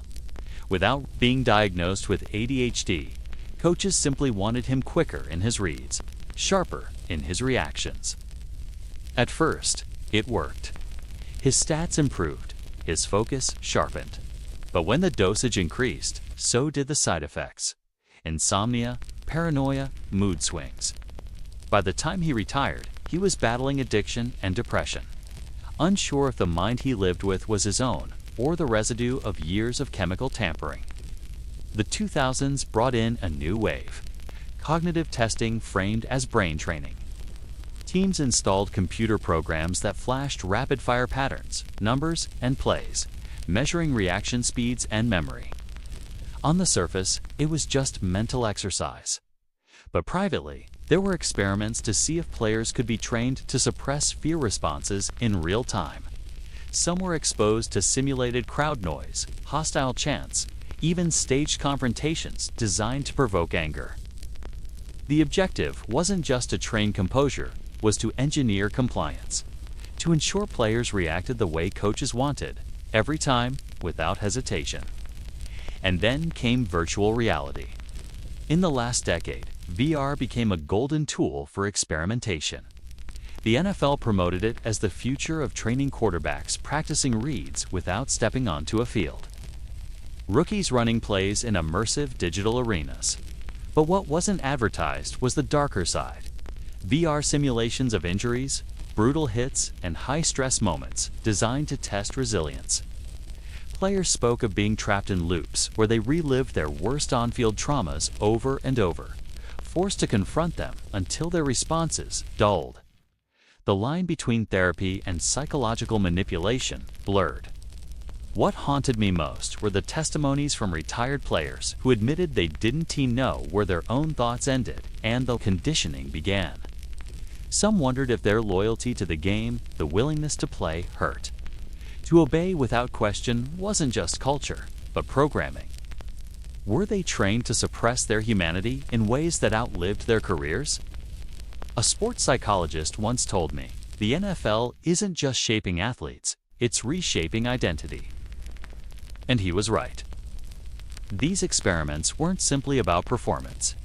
They were about creating a mindset that would sacrifice everything: health, family, dignity, for the team, for the league, for the brand.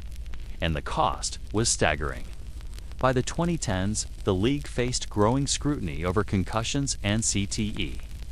Yet the psychological experiments continued in subtler forms: mental resilience workshops, stress inoculation drills, performance therapy sessions that blurred into experiments in compliance.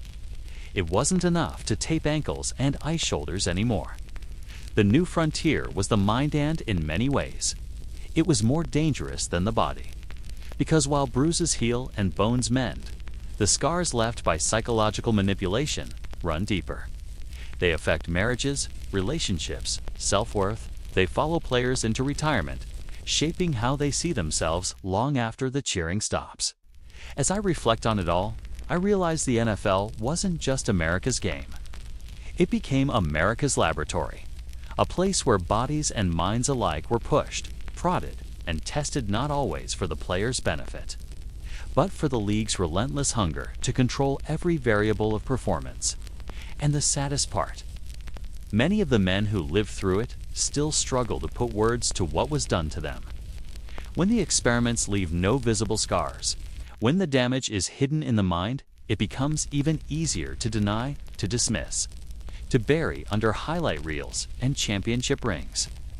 But behind every trophy, there are stories of players who walked away unsure if the mind they carried home was truly their own. And that's the untold cost of these psychological experiments. Not just broken bodies, but altered souls.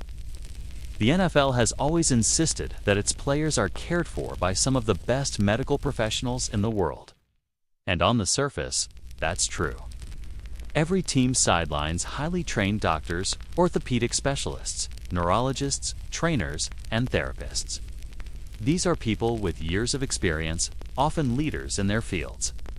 But when you peel back the image of white coats and stethoscopes on the sidelines, you begin to see a darker truth. In football, the medical staff don't serve just the players. They serve the machine. And that machine, more often than not, demands that the business of football takes priority over the health of the men who play it. I've spoken to former players who told me the same thing again and again. The doctors were there, but they weren't always their doctors. They were the team's doctors.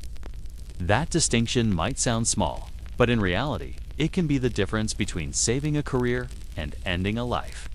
A doctor working for the team is often caught in an impossible bind, protecting a player's health on one hand and keeping him on the field for the sake of the team on the other. And when those two goals collide, the player often loses. One veteran lineman once told a journalist, "I felt like a car being patched up in the garage. It wasn't about me. It was about whether I could get back out there on Sunday."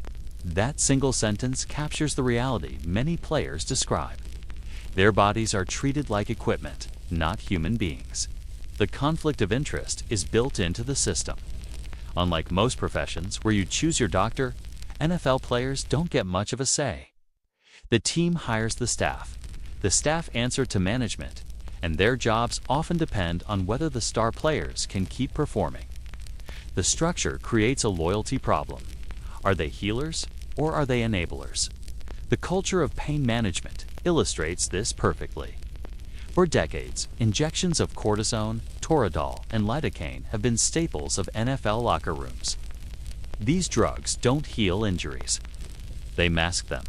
And it's the medical staff who often administer them. Sometimes under pressure from coaches, other times under pressure from the player himself.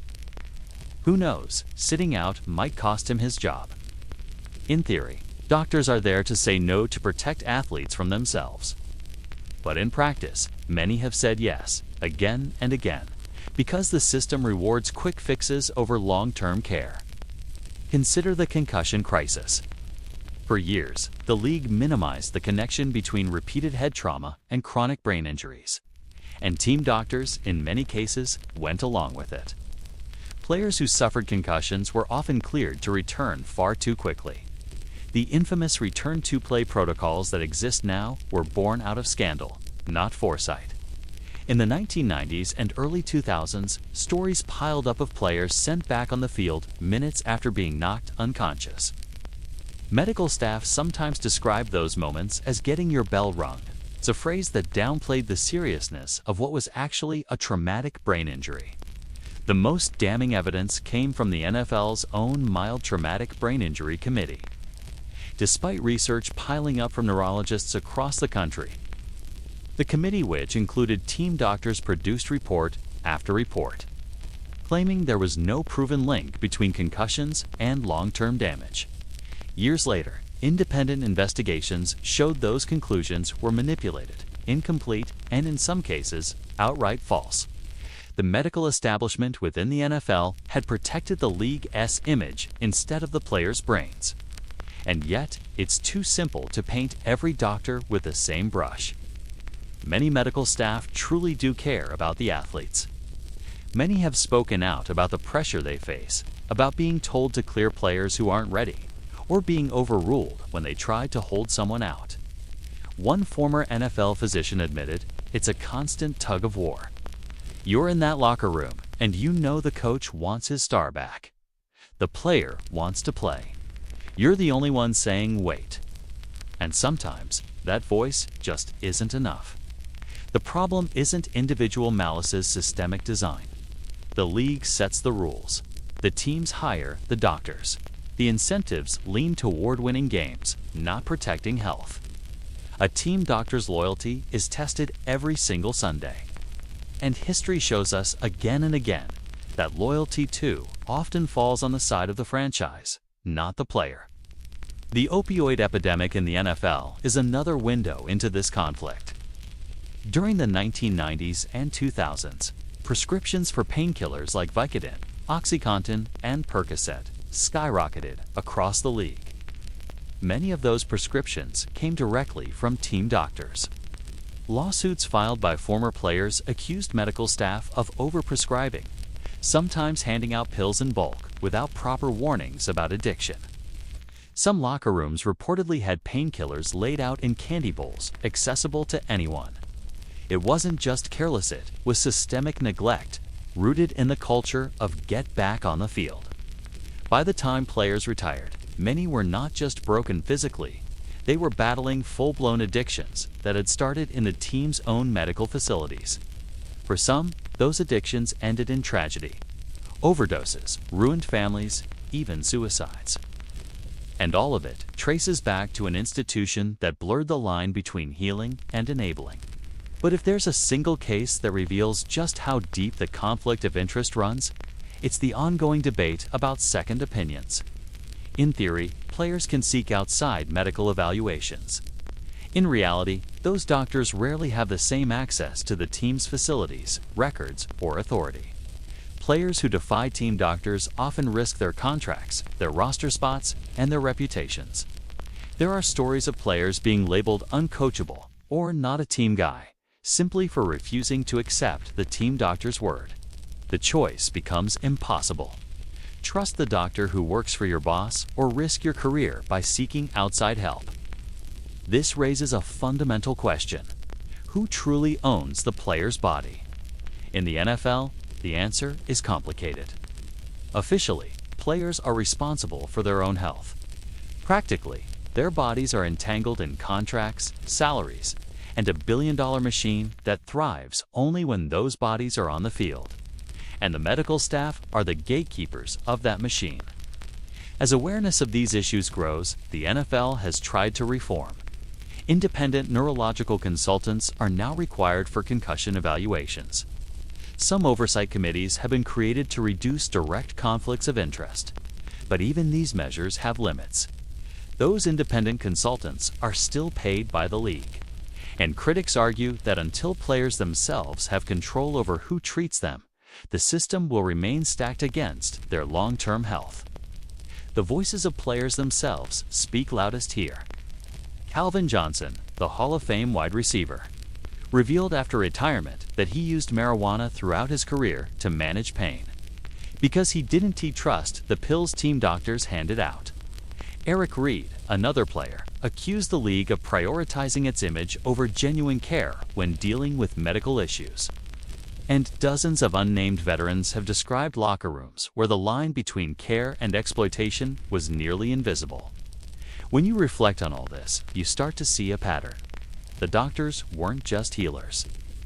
They were part of an ecosystem designed to keep the game alive, no matter the cost.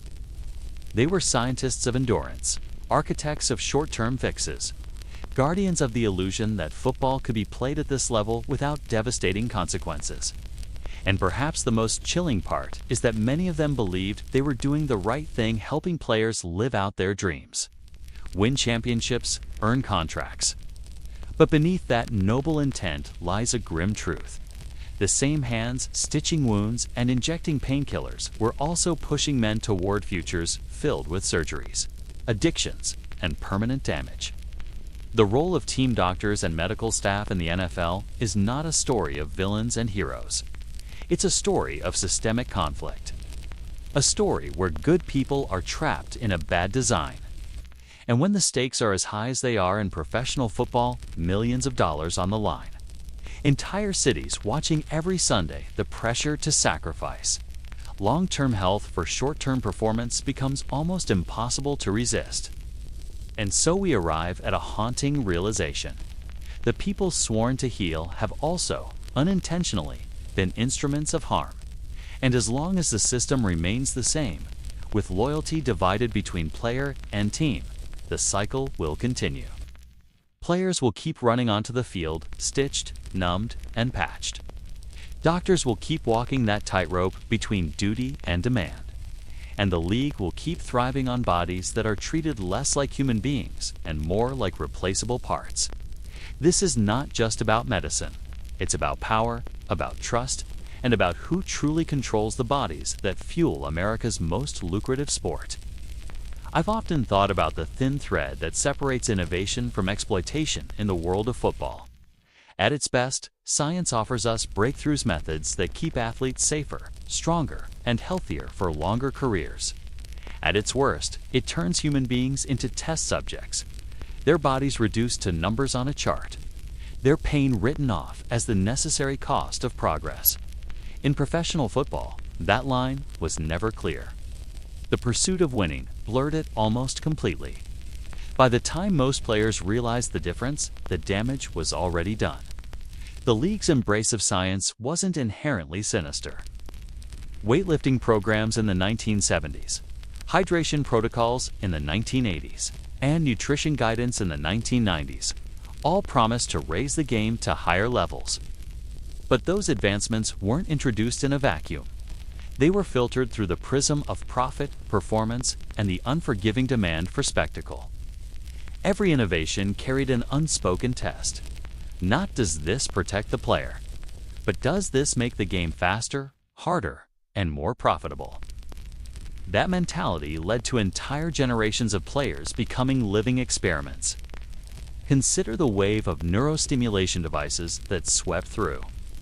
NFL locker rooms in the early 2010s, marketed as cutting-edge tools to reduce muscle soreness and accelerate recovery, they were barely tested outside controlled lab environments. Teams bought them in bulk. Players strapped them on nightly. Some swore by the results. Others described disturbing side effects: numbness in the limbs, persistent twitching, or migraines that lasted for days. There was no standardized protocol, no independent oversight, just a quiet directive from team staff. If it gets you on the field faster, use it. It wasn't only the devices. Experimental therapies like platelet-rich plasma injections, stem cell treatments, and cryogenic recovery chambers were deployed with the same zeal. "We were guinea pigs," one retired linebacker told a journalist years later. They wanted to see if it worked, and if it didn't, well, there was always another guy ready to take your spot. His words haunted me because they revealed a brutal truth. In the NFL, the players themselves were disposable in service of an ever-growing empire. The ethics of this equation are complex. On one hand, players willingly sought out these therapies, desperate for any edge, any hope of extending a career that often ended before 30. On the other hand, the informed consent was questionable.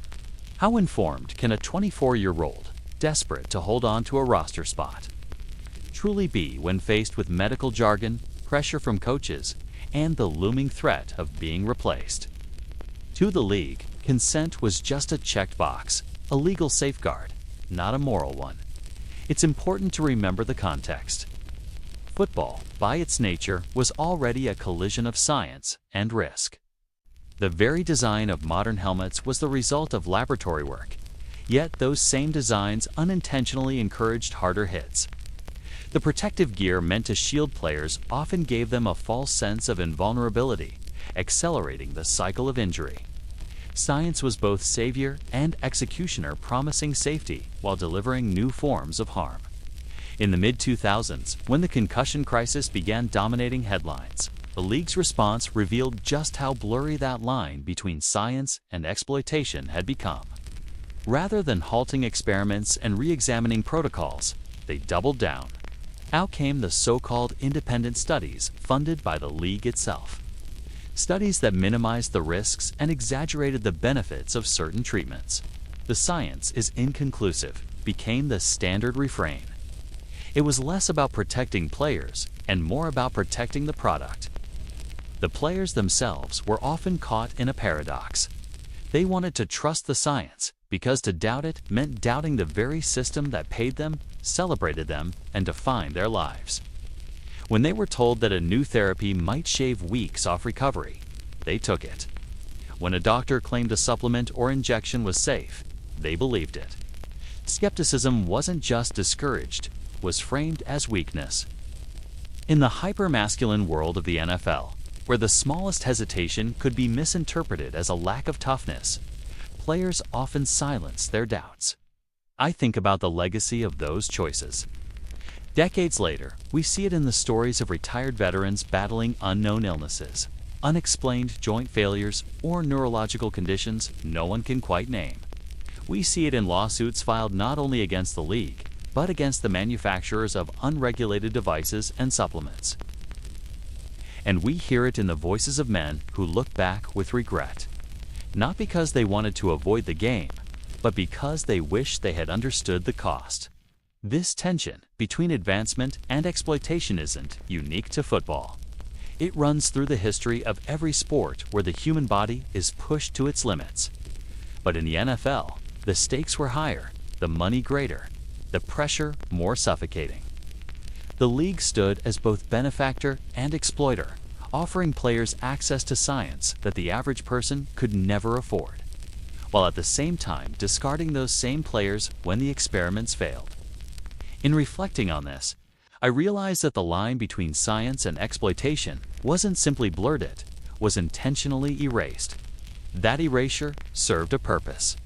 It allowed the league to pursue innovation without accountability, to present itself as forward-thinking while quietly absorbing the benefits of trial and error.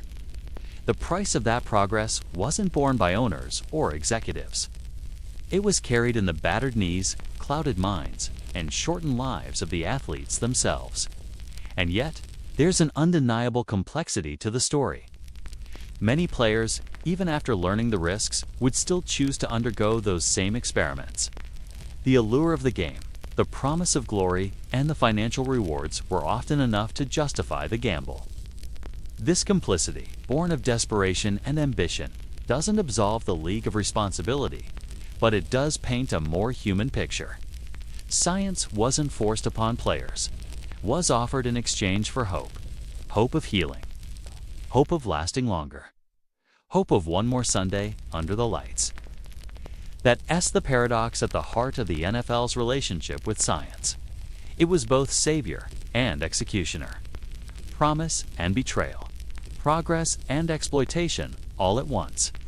The league's experiments gave us breathtaking athleticism, unforgettable performances, and innovations that trickled into broader sports medicine. But behind every innovation lay a graveyard of risks, hidden failures, and unspoken sacrifices. As I look at the arc of this history, I realize the central question isn't whether the NFL used science responsibly. It's whether the league ever intended to. Because when the primary metric of success is profit, and the players are seen as assets rather than people, science will always serve the system, not the individual. The line between advancement and exploitation will always bend toward exploitation. This is where the story grows darker, because once you accept that science was used as a tool for profit, not protection, you have to confront the systemic nature of that exploitation. It wasn't just about one therapy or one device. It was baked into the very structure of the league, the contracts, the medical staff dynamics, and the culture that demanded silence from players. It was less a line and more a machine, one that churned relentlessly forward, devouring body after body in its pursuit of greatness. And yet, even in this machine, there were moments of resistance. Players who spoke out, who questioned, who refused to participate in untested treatments. Their voices were often drowned out, dismissed, or buried under the weight of the league's narrative. But those voices matter, because they revealed that even within the system, there was awareness. Awareness that the line between science and exploitation wasn't invisible. It was simply ignored. That awareness is where we continue next. Because to fully understand how far the NFL was willing to go, we have to turn to the institutions that should have served as safeguards: the doctors, the medical committees, and the research boards tasked with protecting athletes. What we'll find is that those institutions often became complicit, bending under pressure, blurring truth with spin, and allowing the machine to keep turning. I've often thought about what silence does inside a system like the NFL. Not the silence of the locker room before a game, not the silence when a crowd holds its breath before the snap, but the calculated silence manufactured, enforced, almost weaponized, that protects institutions at the expense of the men who carry them on their backs. This silence is not absence of noise. It's a suffocating presence. It's the gap where truth should live, replaced instead by carefully orchestrated denials, non-disclosure agreements, and contracts filled with language designed to bury problems deeper than any training drill ever could. The complicity begins at the very top. The league has always relied on a shield its own branding. its own lawyers, its own machine of public relations. When stories of dangerous experiments, questionable gear, or the overuse of medical shortcuts start to trickle out, the Shield deflects them. Statements are issued. Player safety is our top priority. Committees are formed. Panels of experts are convened. And yet, behind closed doors, the practices rarely change in ways that matter. Instead, the culture relies on silence, and the complicity of everyone involved ensures the game goes on, untouched, while the men inside it continue to break. I remember hearing about players who were handed pills and told not to ask questions.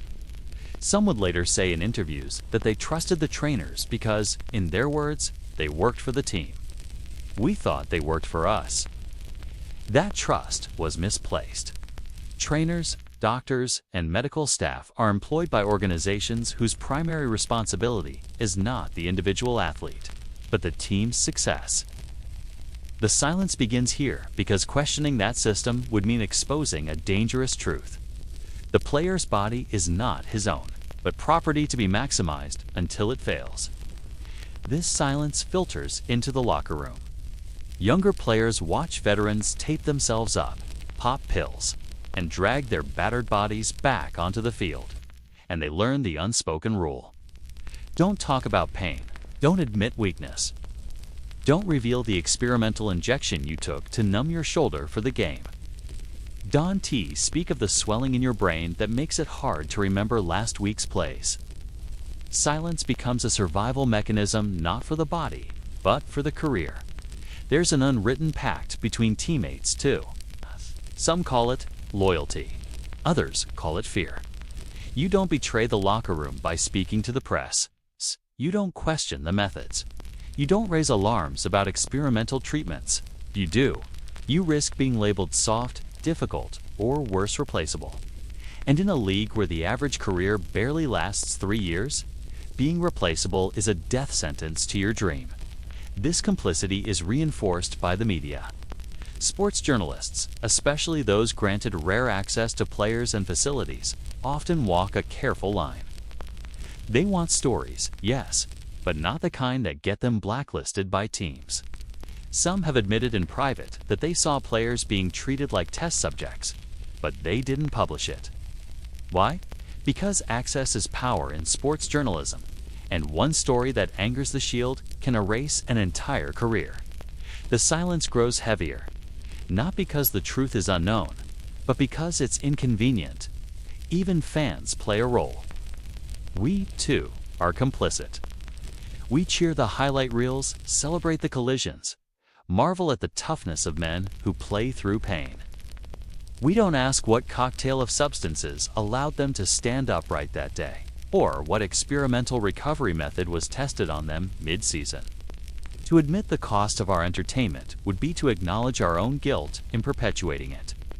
And so the silence continues, not because we can't hear the truth, but because we'd rather not. I've often reflected on the lawsuits that emerged over concussions. Thousands of players banded together, accusing the league of hiding research, downplaying risks, and silencing doctors. When settlements were reached, the NFL admitted no wrongdoing. They paid billions, but in legal terms, silence was maintained. The system remained intact. Some players never lived to see the payouts. Others found the compensation insufficient to cover the medical costs of their injuries. Yet, even then, the silence prevailed. There was no grand admission of guilt, no full reckoning. Only carefully chosen words, layered in legalese, designed to protect the institution. The silence is systemic. It's in the contracts rookies sign without fully understanding the medical clauses buried inside. It's in the collective bargaining agreements negotiated by unions who sometimes settle for short-term financial wins over long-term safety reforms. It's in the way doctors who raise concerns find themselves quietly removed from teams, replaced by others willing to toe the company line. And it's in the culture of the NFL itself, where the very identity of toughness, resilience, and sacrifice depends on not admitting how much is lost along the way. I think of the word complicity, and it feels almost too gentle for what has unfolded over decades. Complicity implies passive participation, but what I've seen is active orchestration. Team owners who choose profits over safety. League executives who silence research. Broadcasters who glamorize violence. Sponsors who celebrate the spectacle without asking what happens to the men behind it. This is not passive.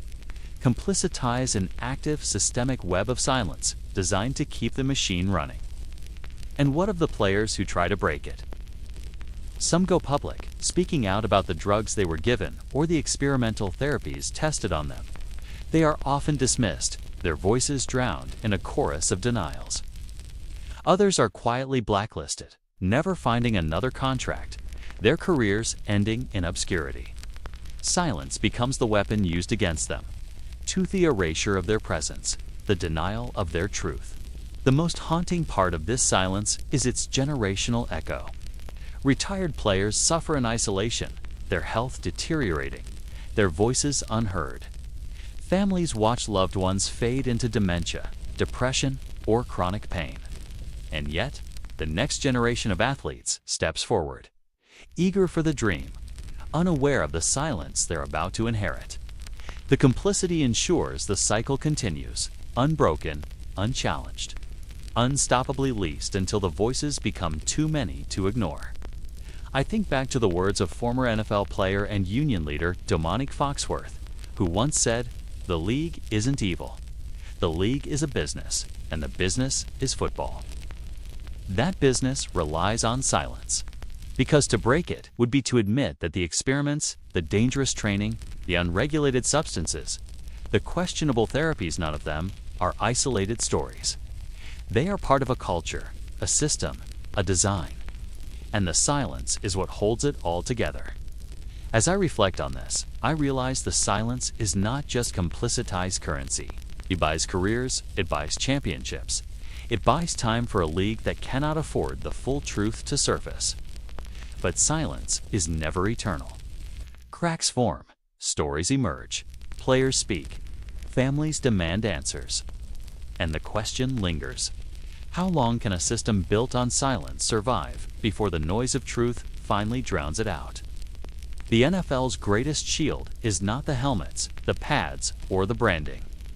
It is the silence of those inside it, the complicity of those who know better but say nothing.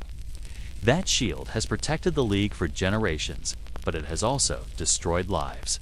The cost of silence is measured not in wins and losses, but in broken bodies, fractured minds, and stolen futures.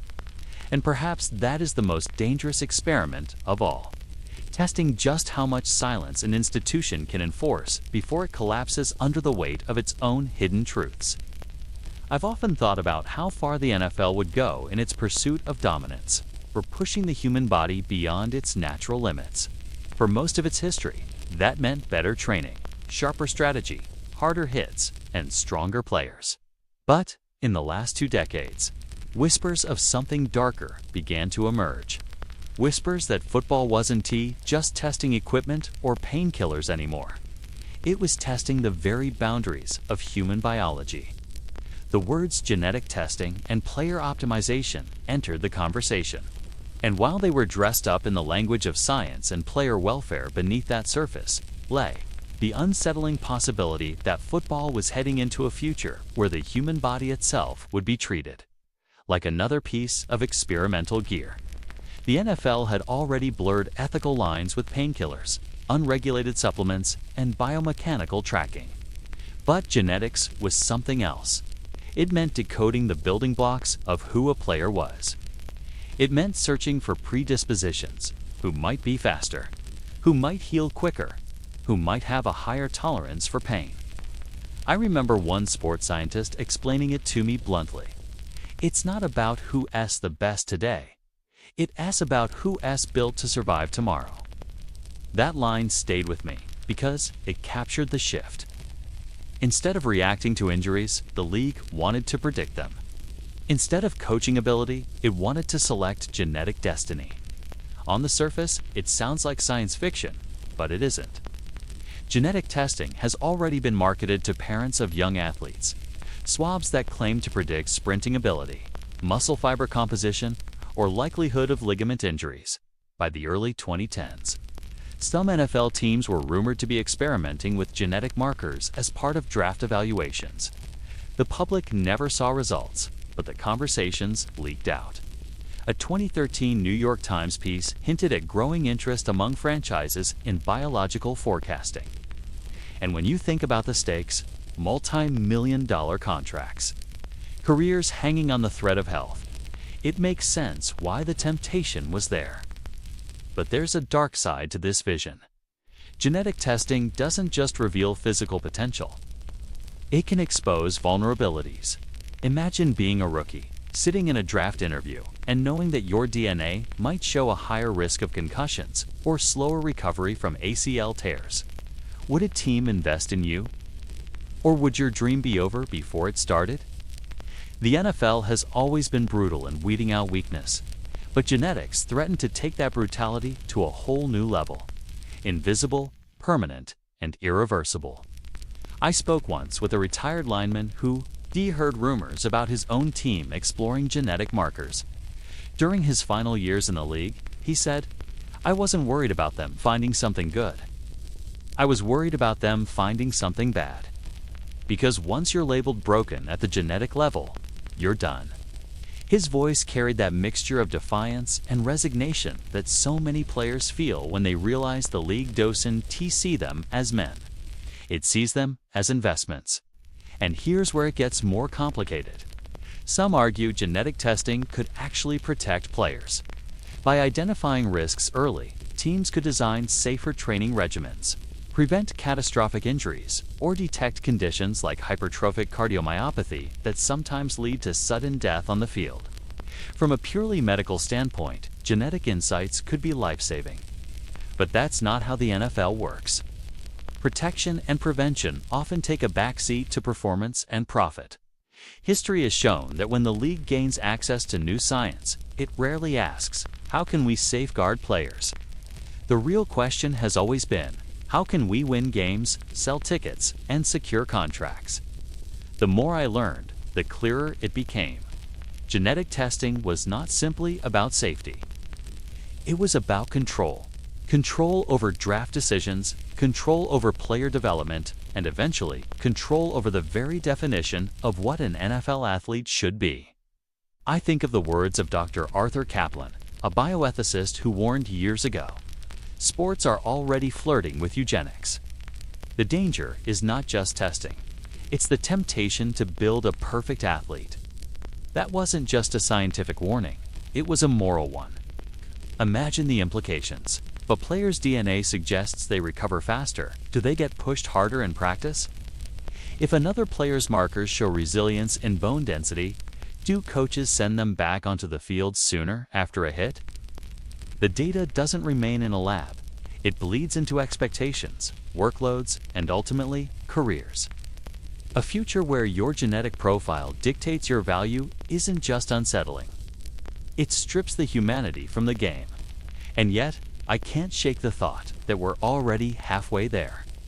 Today's scouting combines measure everything: height, weight, wingspan, reaction time, vertical jump. Those are just surface-level numbers.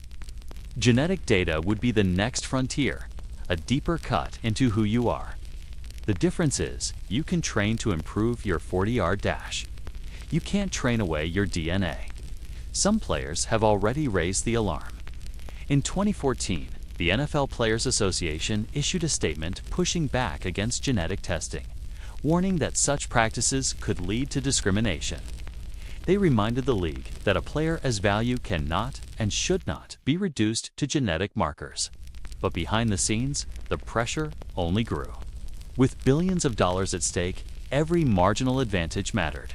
And the league has never been known to leave potential advantages untouched, no matter the ethical costs. The issue also raises questions about privacy. Who owns genetic data once it's collected? The player, the team, the league. If a franchise has access to your DNA, what stops them from sharing it, selling it, or using it to negotiate contracts? In a world where medical confidentiality already feels fragile, genetics opened an even darker door. I remember watching a young player at the combine once, muscles rippling under the lights, nerves barely concealed as he lined up for drills.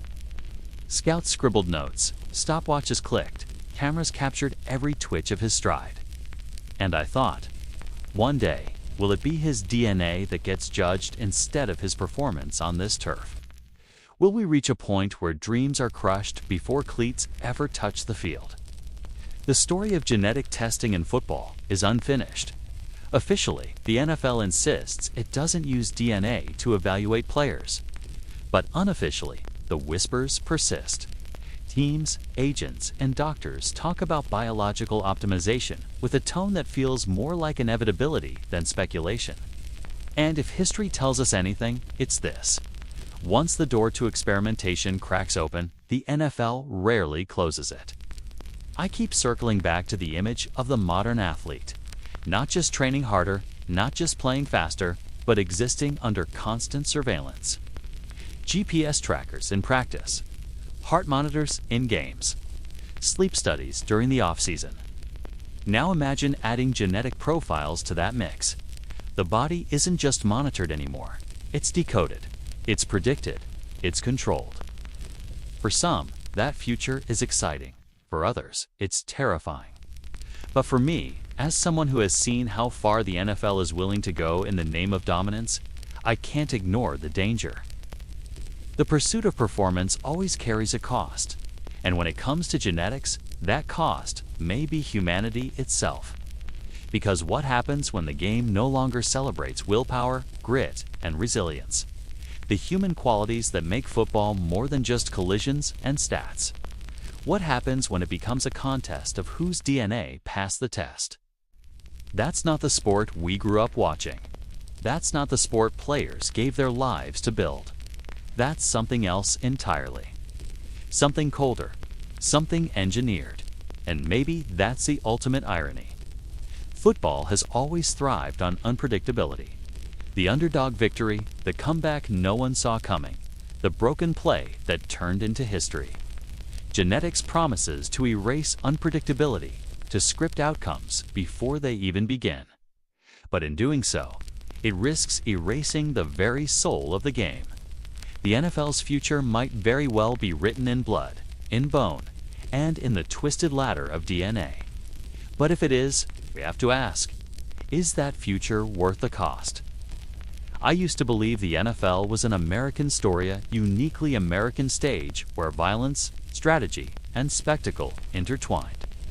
But the more I looked beneath the surface, the more I saw how the league had transformed into something much larger. It had become a global experiment, a billion-dollar enterprise with ambitions stretching far beyond U.S. borders. At the same time, I realized that the pursuit of expansion carried hidden costs, not just financial or cultural, but human. For every new market the league sought to conquer, there were players, fans, and communities left to reckon with what the NFL truly represented. The globalization of the NFL was not an accident. It was a strategy decades in the making. In the early 1980s, Commissioner Pete Rozelle recognized that television had already saturated the domestic market. The NFL was no longer just a game. It was a product, and the next logical step was exporting that product abroad. Preseason exhibitions in London, Berlin, and Tokyo became test runs. They were presented as friendship games, but they were really market research, an attempt to see whether foreign audiences would buy into the same mix of violence and pageantry that captivated Americans every Sunday. By 1991, the NFL launched the World League of American Football, later rebranded as NFL Europe. On the surface, it was a developmental league, giving young players a chance to prove themselves. But behind the curtain, it was an experiment in branding. Could American football take root in places where soccer reigned supreme? Cities like Frankfurt and Amsterdam became unlikely football hubs. German fans waved flags, painted their faces, and chanted in stadiums where World Cup matches had once been played. For the players, it was surreal. They were competing in half-filled arenas with broadcast crews that treated every first down like a revelation. But for the league, it was proof that globalization was possible. Still, NFL Europe was a money pit. It lost millions each year, and critics saw it as a failed gamble. But to the NFL's leadership, those losses were strategic investments. They were planting seeds. Years later, when London Games began drawing 80,000 fans to Wembley Stadium, those seeds bore fruit. Today, there are whispers of a permanent NFL franchise in London, a concept that would have been unthinkable 30 years ago. The NFL, once tethered to small towns and Friday night lights, was now chasing a global empire. But globalization isn't just about stadiums and tickets. It's about media, branding, and influence.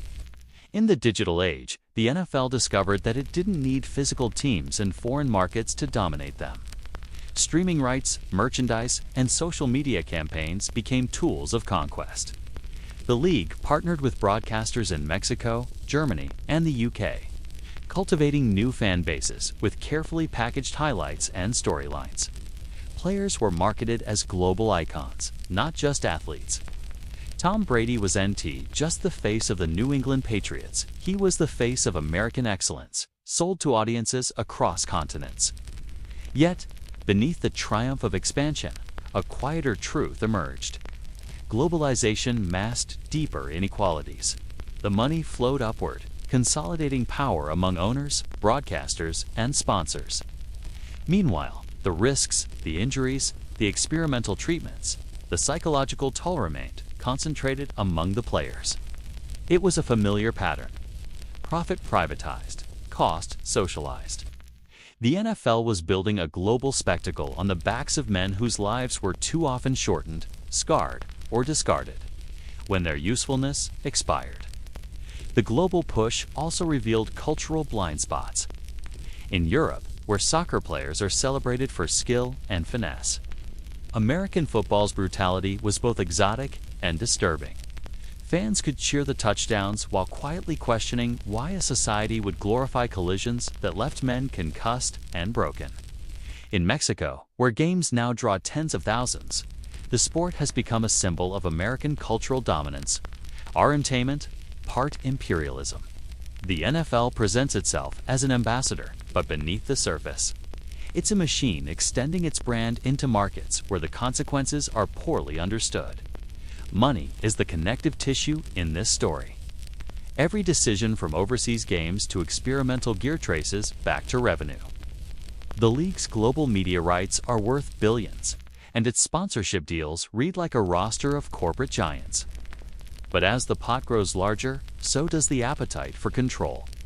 Owners push harder, players sacrifice more, and fans are conditioned to accept the commercialization of every moment. The globalization of football is not just about spreading the game. It's about consolidating economic and cultural power under a single banner, the NFL Shield. And here's where the hidden costs come into focus. Global expansion amplifies the risks for players. International games mean longer travel, disrupted routines, and shorter recovery times. Teams adapt, but the toll on athletes' bodies is undeniable. Meanwhile, the league's narrative celebrating its international reach rarely acknowledges that players are still human, still vulnerable, still breaking under the strain of the schedule. Behind every triumphant headline about a sold-out Wembley Stadium is a roster of men waking up sore, exhausted, and medicated just to get through another week. For the fans, globalization creates both wonder and distance. On one hand, a teenager in Munich or Monterrey can now grow up idolizing Patrick Mahomes the way an American kid might. On the other, the game becomes less intimate, less rooted in community. What was once about high school rivalries and hometown pride is now about satellite feeds and streaming subscriptions. The NFL has succeeded in making football universal, but in the process, it risks stripping the sport of its local soul. I think about the phrase often repeated by league executives: football is family. It's a brilliant slogan designed to soften the edges of a brutal game. But in practice, globalization reveals that football is not family, it's business. Families don't sacrifice their members for profit. Families don't expand into new markets while ignoring the damage done to the people inside. The NFL's global ambitions expose the contradiction at the heart of the sport. A spectacle marketed as communal, built on systems that are anything but. As the NFL pushes further into new territories, it faces a reckoning. Expansion brings scrutiny. European medical experts are raising alarms about concussions and brain injuries. International journalists are less beholden to the league's media machine and more willing to ask hard questions. Fans in countries with strong labor protections may not accept the same exploitation of players that American audiences have tolerated for decades. Globalization can amplify profits, but it can also amplify criticism. And yet, I can't help but admire the sheer audacity of it. The NFL has managed to take a game invented in Ivy League fields, sharpened in industrial towns, and polished under American lights and sell it to the world. It is, in many ways, the perfect metaphor for modern America. Innovative, powerful, seductive, and deeply flawed. Its reach is vast, but its foundations remain fragile. For all its global ambitions, the NFL is still a sport played by human beings, whose bodies cannot be scaled, outsourced, or replaced. Globalization has given the NFL new power, but it has also revealed its vulnerabilities. The money, the reach, the spectacle, all of it depends on a fragile balance between ambition and cost. And the truth is, the bill always comes due. Players pay with their bodies, fans pay with their wallets, and cultures pay with their values. The league may expand across borders, but it cannot escape the consequences of what it is built on. As I reflect on this chapter, I see globalization not as a triumph, but as a mirror. It shows us who we are when profit becomes the highest goal. It shows us how far the league is willing to go to dominate, and how much it is willing to risk. It shows us, above all, that the NFL is not just a sport, it's a system. One that reshapes itself constantly, but always at someone's expense. The question is no longer whether the NFL can expand globally. It has already proven that it can. The question is whether, in doing so, it can ever reckon with the hidden costs of its own success. The story of performance enhancement in the NFL has always been told in fragment scandals splashed across headlines, suspensions announced in cold press releases, or whispers of locker room secrets. But what we've traced in this journey is something larger, something systemic. It's not just about a few players cutting corners or a handful of coaches pushing boundaries. It's about an ecosystem designed to demand more than the human body was ever meant to give, and then to punish the very players who dared to meet those demands in the only way they thought possible. I think back to the testimonies of players from different eras. Men from the 1970s who admitted to casually sharing pills on flights home from road games. Stars from the 90s who recalled doctors offering anti-inflammatories like candy. And today's athletes who, even under stricter testing, still quietly wonder which legal supplement might be masking something that will keep them one step ahead of the competition. The game itself has changed faster, heavier, more violent, but the truth hasn't.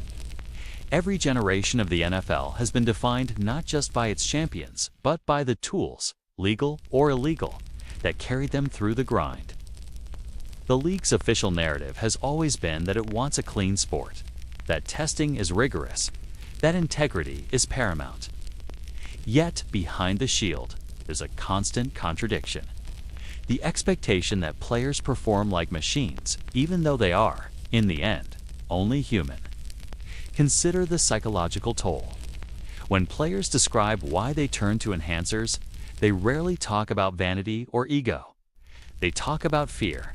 Fear of losing a job. Fear of being replaced by the rookie behind them. Fear of letting their family down. Or worse, fear of waking up one morning unable to move because their body finally gave out. One player once told a reporter, it wasn't about being great. It was about surviving. That word survival captures the paradox of life in professional football and the league. It has often acted like an accomplice and a prosecutor all at once. quietly benefiting from the spectacle of enhanced performance, yet publicly distancing itself when the truth comes out. It's a dance of deniability. A commissioner will stand before microphones, insisting the NFL has the strictest drug policy in American sports, while trainers in dark corners push treatments that blur the lines between medicine and manipulation. The economics cannot be ignored. Billion-dollar television contracts, stadium deals, merchandise sales, these fortunes are not built on moderation. They are built on speed, strength, violence, and drama. And those commodities come at a cost. When a player takes an injection that numbs his shoulder long enough to finish a playoff game, the league reaps the ratings. When that same player, years later, cannot lift his arm above his head, the league offers silence. As I reflect on all of this, I realize the narrative is not as simple as heroes and villains.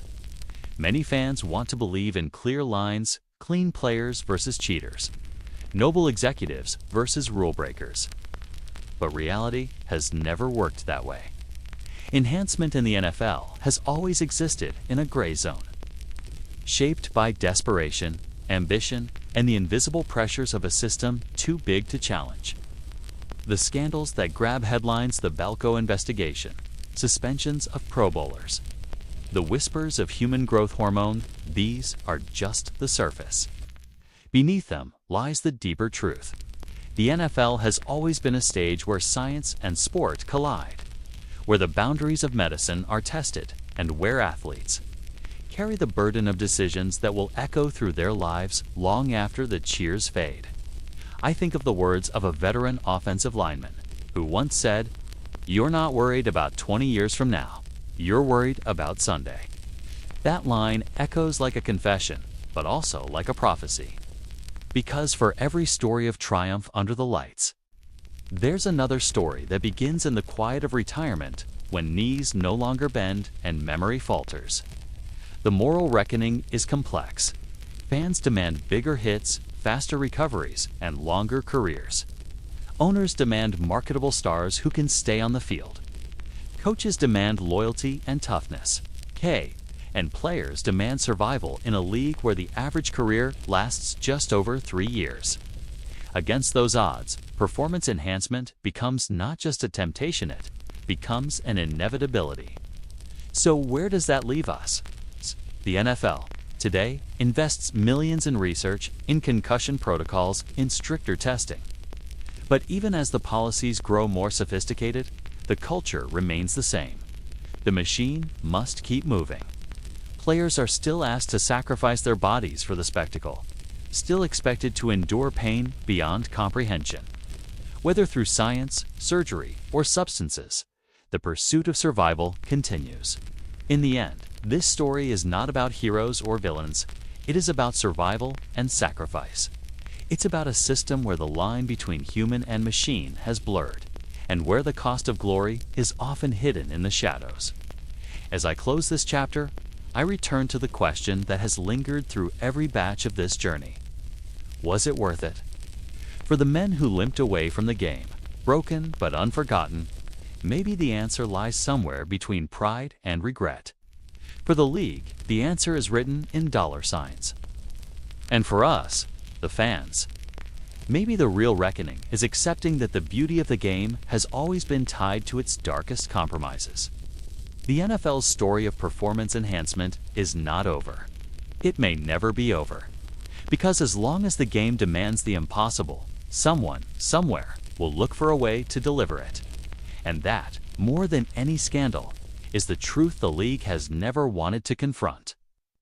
When we look back at the NFL's century-long rise, it's tempting to see only the highlights, the roaring crowds, the dramatic touchdowns, the dynasties etched into American culture. But beneath the spectacle lies a quieter, more unsettling truth. A truth built not just on athleticism and passion, but on calculated risks, experiments in training, gear, medicine, and recovery that often treated players less like people and more like data points in a vast human trial. The story we've traced is not about isolated incidents. It's about a system.